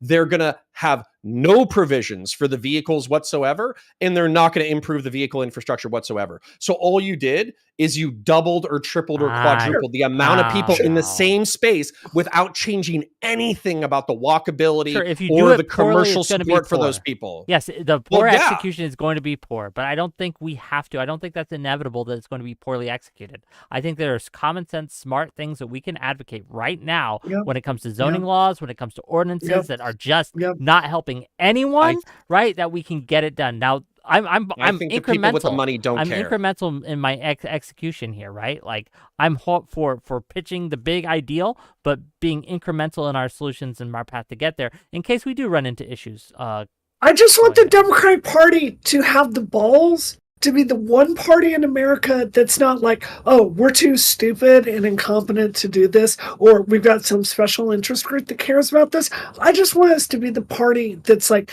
we're going to build a shitload of houses in your neighborhood so you can finally own a home. One way or another, we'll build a whole new like subdivision. We will do this. I don't care. I just want us to start getting shit done. Not talking about optics, but talking about practicality. Sure. I would almost prefer if they picked a Midwestern Rust Belt city to do this in. As an example, Detroit, devastated, lost 60, 70% of its population. There's a shitload of abandoned buildings and infrastructure out there. So if you want to build the city of the future, then say, we are taking this entire section of Detroit that is 70% or 80% depopulated, and we are building the city of the future in this area. That I would 100% support. Fine, we're getting granular. Here's another example. SFO, I would love your opinion on this. Education is the biggest fucking ripoff in America. The amount that an undergraduate degree costs is just fucking insane.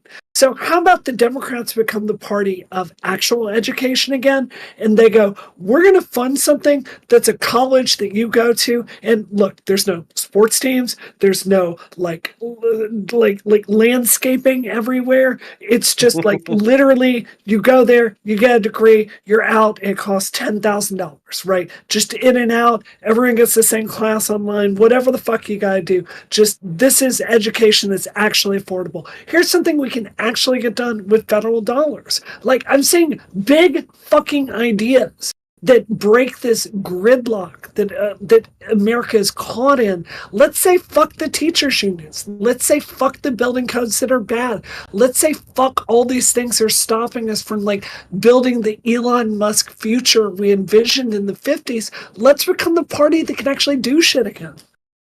You sound like a neocon almost, which is fine, by the way. But like you're pretty much there. You know, deregulation and hyper-capitalism and okay. Well, so that's actually another interesting thing too. I think the reason why I avoided the term neocon for a really long time is because I've always associated it with international like military adventurism. That's what I've always associated it with. But when I checked out a little bit of neoconservative history, obviously I need to dig in a little bit deeper. But it was pissed off liberals in the 60s or 70s who thought that the new left and the fringe left were taking over the Democrat Party and making it way too leftist and socialist and communist sympathizing. And so as a result, they thought the Republican Party was a better vehicle for their ideas. And one of their main ideas was, espousing and promoting liberal mixed economy capitalism across the planet through military adventurism, which of course resulted in let's just say adventures in the 1980s, 90s, and thousands that might have helped cause the war on terror. But at the same time, I think they're fundamentally correct that liberal democracy and mixed economy capitalism are universal human goods. So yeah, that's true. I mean, to be fair though, I think they started as Trotskyists in the 1940s. Which is also scary because you're like, oh, yeah. You used to be a commie. Do I really want to be associated with you? That's scary. Well, this is where a lot of the rhino stuff comes from, right? Is you have the paleocons before the neocons, and then you have the MAGA people after the neocons, and they both said the same thing: is that the neocons are rhinos, and it's because they started off as followers of Trotsky. Mm-hmm. Which you would have to explain how Trotsky is separated from any other communist. I'm trying to avoid that topic, right? I don't want to go down the Trotsky rabbit hole. We do have a limited time, and I want to respect everyone's time. I want to do two things before we go, though. I want to finish these super chats, and then I have one more kind of big question to discuss for all of us. Okay, Ooh. and then we'll respect everyone's time. Let me get through these Someone super chat about Trotsky then. Go ahead. Oh my god. Okay. $5 from I'm gonna lightning round these, okay? So I'll read them and then we can discuss after maybe, but let's get to them. $10 from Lawson Harrison. Follow up. If data shows that the econ perception issue is due to American poor spending habits, it kind of does. How would someone rimming for office address that without committing political suicide? $5 from Artemis Fowl. The weird thing about ideal worlds is that they, for some reason, crumble in the face of the world we actually live in. $10 from Dwight Baldwin. Wu mentions Democrats not being seen as a big tent party anymore. RFK, Tulsi, and their supporters felt driven out by the party. $5 from Blocky Blah. Blahika Blah. Speaking of the suffering economy, I made a post about this in Discord, specifically about left behind counties. $10 more from Blahiki Blah. We have data that shows that in the left behind counties, that represent 20% of the population, things are still worse than pre-pandemic numbers, which were already worse than the national average. True. €5, pounds, I don't know, from Rizius. My point is being chummy with dishonest actors, since so-called centrists are MAGA supporters. An example is Piers. Man is Trump fan, but doesn't admit it. Okay, that's all of them. My big question, and I'm glad you're here, Connor, for this, because I want your opinion too.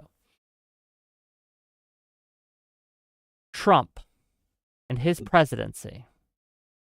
A lot of people on the Democrat side have said it was going to be fascism, it was going to be authoritarian, it's going to be all these things. How bad is it going to be really? Were we being hyperbolic back then? I seem to see signs, such as with the senators rejecting Gates, for example, that they are willing to say no. Right? Republicans are willing to say no to Trump. So what do we think? How much of an issue is Trump's presidency actually going to be? I want to start with you, Connor, and I want to end with Dev. Go ahead. If Trump's presidency ends up being centrist or middle of the road or whatever, it won't be because of Trump. It will be in spite of Trump. I think that you are pointing out that this was actually Phil Labante's argument the entire time to me. He's a Timcast guy. He was saying, elect Trump because he has all the right policies and trust the institutions to moderate his behavior. As an example, while I'm critical of the hypocrisy involving immigration, I kind of think that getting a shitload of people worker visas to be here so that they're vetted and authorized to be here is the right policy. So if that's what comes of Trump's proposed mass deportation, awesome. Now, the thing is, I think that still leaves millions upon millions of immigrants to the United States potentially getting screwed. Same thing with Ukraine. Ukraine, we might end up with a centrist position, something that I've suggested probably for 4 years now, which is Ukraine concedes Donetsk, Luhansk, and Crimea, but then gets Zaporozhye in negotiations, and then they join a defensive pact with the Western world and an economic pact with the Western world. Whether or not that's NATO, who knows? But the question is, does Trump have the stones to negotiate that peace? And so you're saying, like, one part of your question was, were we being alarmist back then? My answer is no, because I think that if Trump was left to his own devices, he would have deported 6% of the population with no thought to construction or agriculture prices. I think left to his own devices, he would have screwed Ukraine and basically just said, hey, give up half your country, screw it. So yeah, that's kind of where I'm at. Sorry, just to emphasize in case my point is unclear, if a Trump presidency ends up being centrist, it will be in spite of him, not because of him. Brianna, what are your thoughts? So, look, I obviously think Trump has fascistic tendencies, but I've thought a lot about what my role needs to be for the next 4 years, and maybe this is going to be wildly naive, but I'm willing to give him, I'm going to go in and just take it day by day and see what happens. And if things really go wrong, I'm going to save my criticism to use it when it really, really matters. I am not going to do Resistance 2.0, where everything he does every single day, I'm opposed to it just because Trump proposed it. Give us an example of where you would fire the cannons and go full-throated. Right. Give us an example, a line he can cross. So Tulsi Gabbard is DNI, right? Mm-hmm. So let's say the New York Times went and published a story, because I personally don't have hard evidence of Tulsi Gabbard having ties to Russia. I've heard some allegations from people like Hillary Clinton that I trust enough for me to go, I would not do that, but I've not seen it substantiated. So there were reporting that came out showing that, yes, Tulsi Gabbard is a national security threat. That is when I would put it on the line. But I'm again, maybe it's naive. I think that half the country voted for Trump, and we have got to find a way to live together as Americans. And I think this time around, I'm going to try to talk to them more and find a way forward together. So maybe this will be breathtakingly dumb, but we're going to see what happens. We'll find out. No, I think that's probably wise. Like, hold fire until it actually matters, right? Don't waste your ammo on things that are little. That's why a lot of people, like, I've done shows on the cabinet appointment picks. I don't think we should fight every single one. No. Pick 3, maybe, right? Yeah. Pick 3. Well, we won one so far. I know, yeah, we got that W because and to my audience who was yelling at me about this yesterday, I just want to say, Wick was right again. I can't take an L on my predictions. Chat. Okay, I can't take an L on my predictions. That's all. But yeah, I agree with you. Don't just, not everything's Nazi, not everything's fascist. Save the fights for the fights that matters. I want to hear Dev's opinion though on this. What do you think? Yeah, I don't think that Trump's a fascist. I don't buy that. We could fight on that. Yeah, maybe we could, but I'd probably win that argument just based on all my historical knowledge. I don't think he actually follows an ideology. I think he's just a Trump is pro-Trump. It's simple as that. He already won. Yeah, it's pretty much that. Like he doesn't follow an ideology. He doesn't like adhere to any sort of tenets of any ideology. He does what is good for Trump. That's still bad though. Like I'm not going to say that that's a good thing. Like very clearly, his attempt to steal in 2020 makes him, in my opinion, not legally but morally ineligible to hold the office. But you don't need to be a fascist to try to steal an election, right? So he's even if he did good things, I think the attempt to steal makes it so that I have to oppose him on principle. But I still wouldn't be sad about the good things if he did them, obviously. Sure. But it's one of those things where it's like he has been elected, he is now in office. If he actually does good things, I hope people are more sane about it this time around. Yeah. Because in 2016 and 2017 and 2018, even when Trump did good stuff, people lost their fucking minds because it was Trump who was doing it. So and that is part of the reason why he became so popular, because he turned into this underdog despite being the president, you know. I'm going to ask you the same question I asked Brianna though. At what Okay. point do you think it is appropriate to go full-throated to 2016? Like, obviously, we did it way too much in 2016 and 2017, right? But at where should the lines be for Democrats? Where should the lines be for those who do not appreciate Trump? Where should we actually say, It's come on, man? Ignoring the legislature and ignoring the judiciary, obviously. Yeah, Those would that's be a big my. one. Okay. If he decides to try and like change the Constitution to get a third term in, or get a third term in without changing the Constitution, that'd be even worse, right? Like Yeah. there are very obvious things you can point out. I'm not sure exactly where the line is, but I think when something happened, I think we'd all know it. It's like, no, this is too far. This is too much.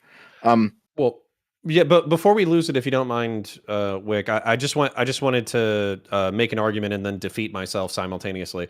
So Dev, I was going to argue that I hung out, talked with fascist and nationalist creators like Keith Woods and Cultured Thug, who kind of explained fascism to me on like a fundamental philosophical level, and Giovanni Gentile, and we kind of boiled it down to political corporatism and flexible authoritarianism. And I think that there's an argument to be made that Trump is flexibly authoritarian, meaning that he doesn't care about institutions insofar the institutions either help him, at which point they're good, or they're in his way, at which point they're bad. Right. Mhm. And then when it comes to political corporatism, he's obviously somebody who, at least his rhetoric, anyways, he advocates almost exclusively in the interest of the American nationalist identity. That's the only lens. That's the tribe that he is subscribed to. He loves that tribe. That tribe loves him. Right. So I think that's sufficient to make a fascist argument. However, you kind of blew me out of the water in the first 5 seconds, because then you said, I don't think Trump is coherent enough to have this as an ideology that he actually like stamped into his brain and follows. Trump is just doing what Trump does, right? And so that's actually something that I believe as well, is like, I don't think he read Gentile. I don't think he read Hitler or read Mussolini and he was like, oh, this is good. I think he just does it.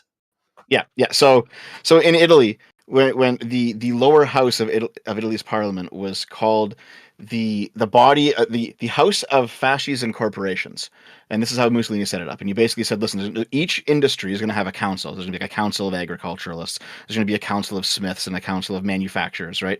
And it's going to basically be the system where the government, there's going to be a nationalized labor union that everyone has to be a part of. There's going to be representatives of private property on this council, and the government will use the council structure to dictate the production for the interests of the nation. OnlyFans girls, okay. We need the OnlyFans council, but no, there can be fascist trans girls.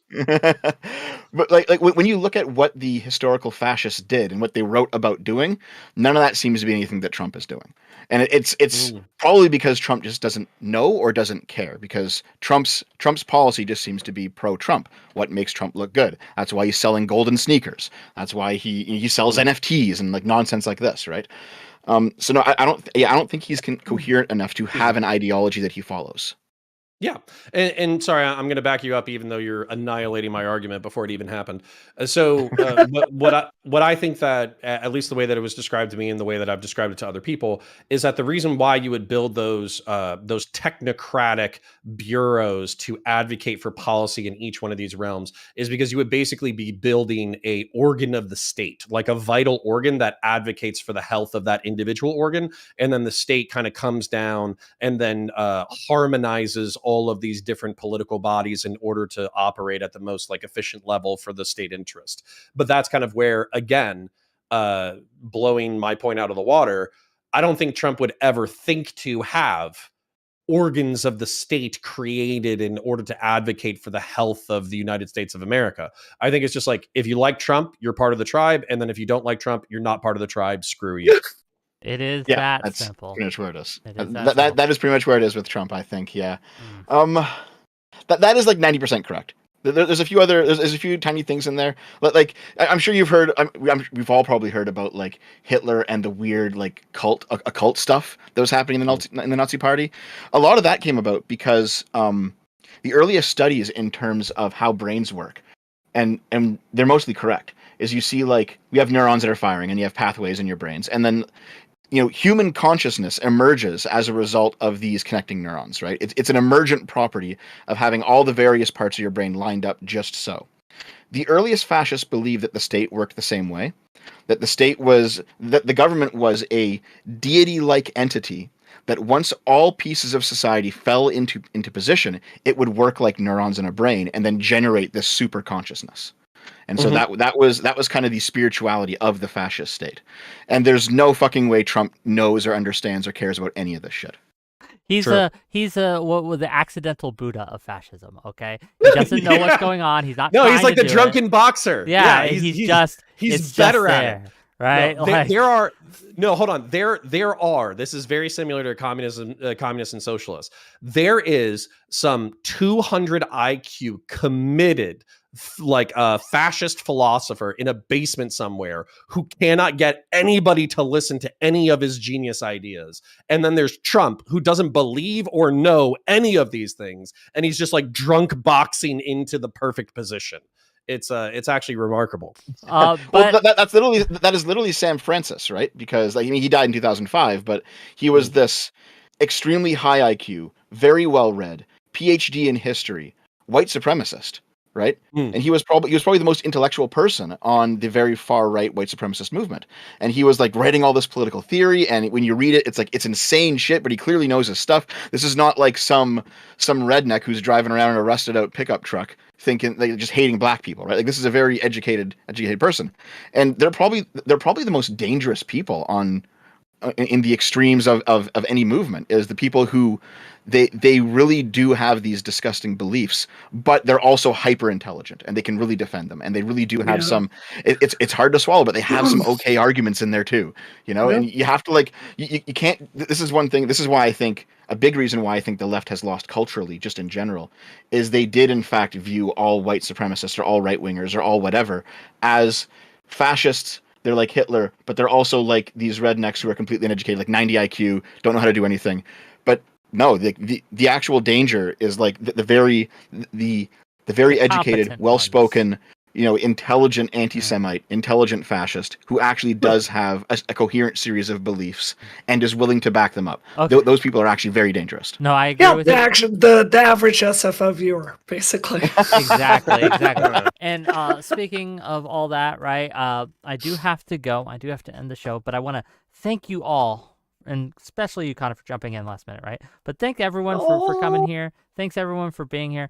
Gang, we got some great shows coming up for you next week. Next week, we're going to have, on Monday, Tracing Wood Grains to show you what a real centrist is. I'm not a centrist. They are a centrist, okay? We're going to talk to him. We're going to have a great discussion. I'm going to try to pick his brain and kind of figure out what he thinks and why he thinks it and how to better reach people like him. I think it's an important discussion, right? How we can help him feel included in the Democratic Party is going to be very important moving forward. I want to give each of these individuals an outro, tell them where you can find them, their doll cast and other stuff they got going on. And then we're going to just end the show. We're going to start with Connor. We're going to end with Dev. Connor, what you got? Sure.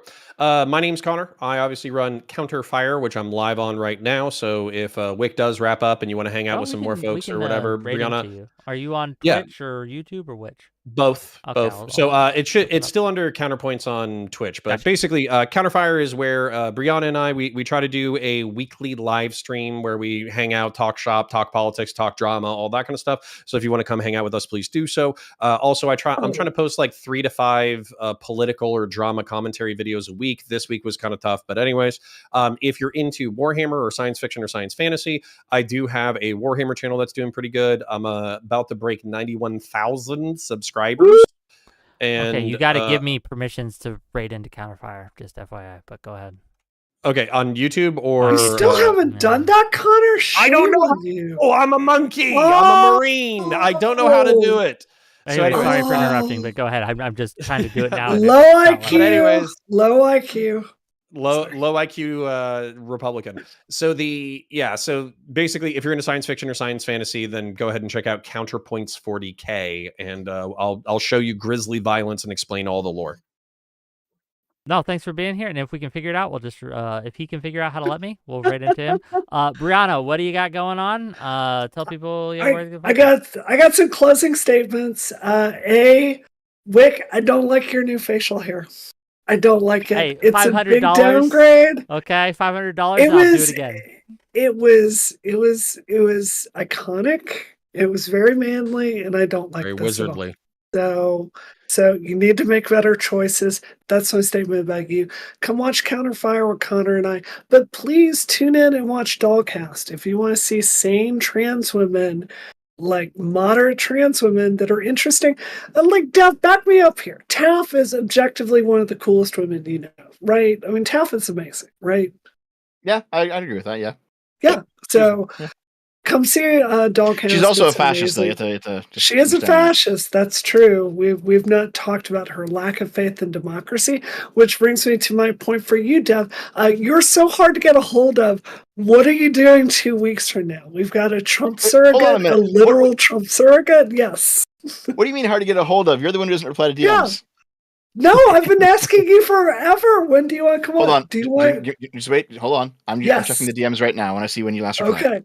Okay. Give me a second, because I will also. I know Keep scrolling up. During the election, things were. It got crazy. Can you come on the 7th? Can you come on the 7th? On the 7th. Oh, 8th. Wait. 8th. Yeah. I'll have to look at it. I might have something else going on then. I'll have to look after.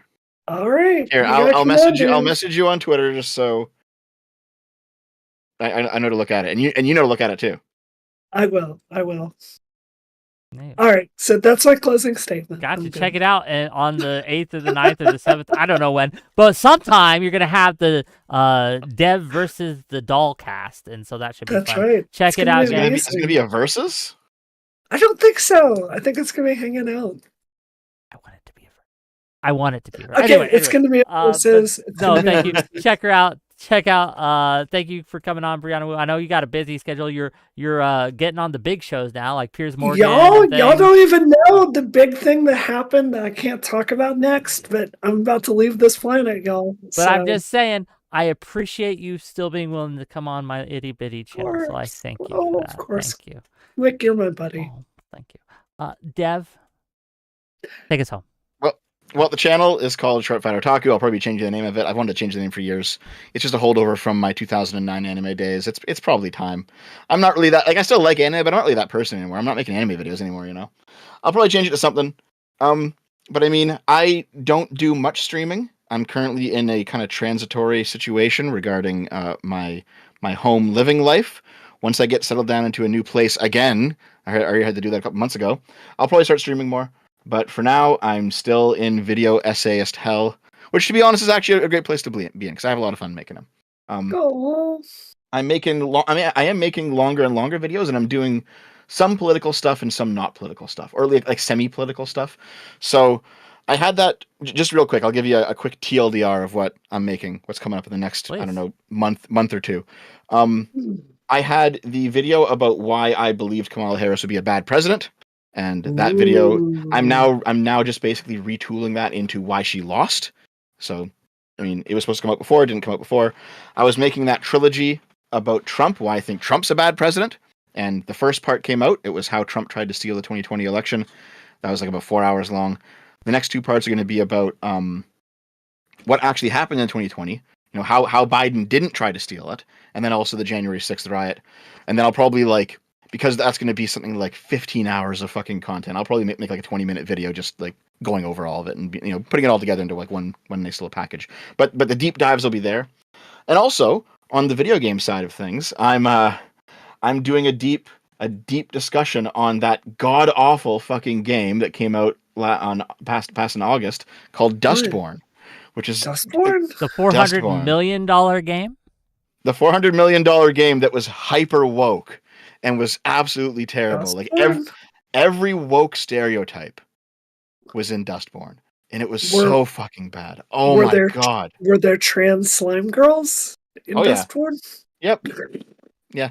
Really? Everything. Listen, all you have to do is go on Twitter, do like a quick search, or go on YouTube, do a quick search of Dustborn. Watch someone's playthrough from like 10 minutes, and you will cringe out of your skull. It's like. Okay, you know you have that one friend. Like if you have like a lefty friend group, and there's that one friend who's just too woke, and they're always like hyper woke all the time, and they're always checking everyone's pronouns, and they're always like tone policing everyone, and every conversation has to be about something ridiculous. That's every single character in Dustborn all the time. Ugh. and it is That's a great. Telltale. It's a Telltale type of game, so it's all conversations. The whole fucking game. It's genuinely god awful A to play. It's so Telltale bad. game for $400 million? How do you? How does it cost that much? Yeah. Well, it wasn't made by Telltale, but it was. It's that Well, type of but game. that style game, like, how can that cost $400 million to develop? Someone But in my also- chat is saying Concord was 400 million and Dustborn was 100, but I Oh, don't know. sorry. I may Still, have gotten my yeah. mixed But up. 100 is still a lot for a Telltale game. Well, That's it took them 8 years to make, and they blew through a bunch of money, and it seems that a whole bunch of it just seems to be like just wasting money, corruption, people just taking paychecks and not really making much of a game. You know, there is like a quality of game is bad conversation, and then there is the controversies surrounding the development of the game because it took like a whole bunch of money from the EU government, like ridiculous amounts of money were wasted.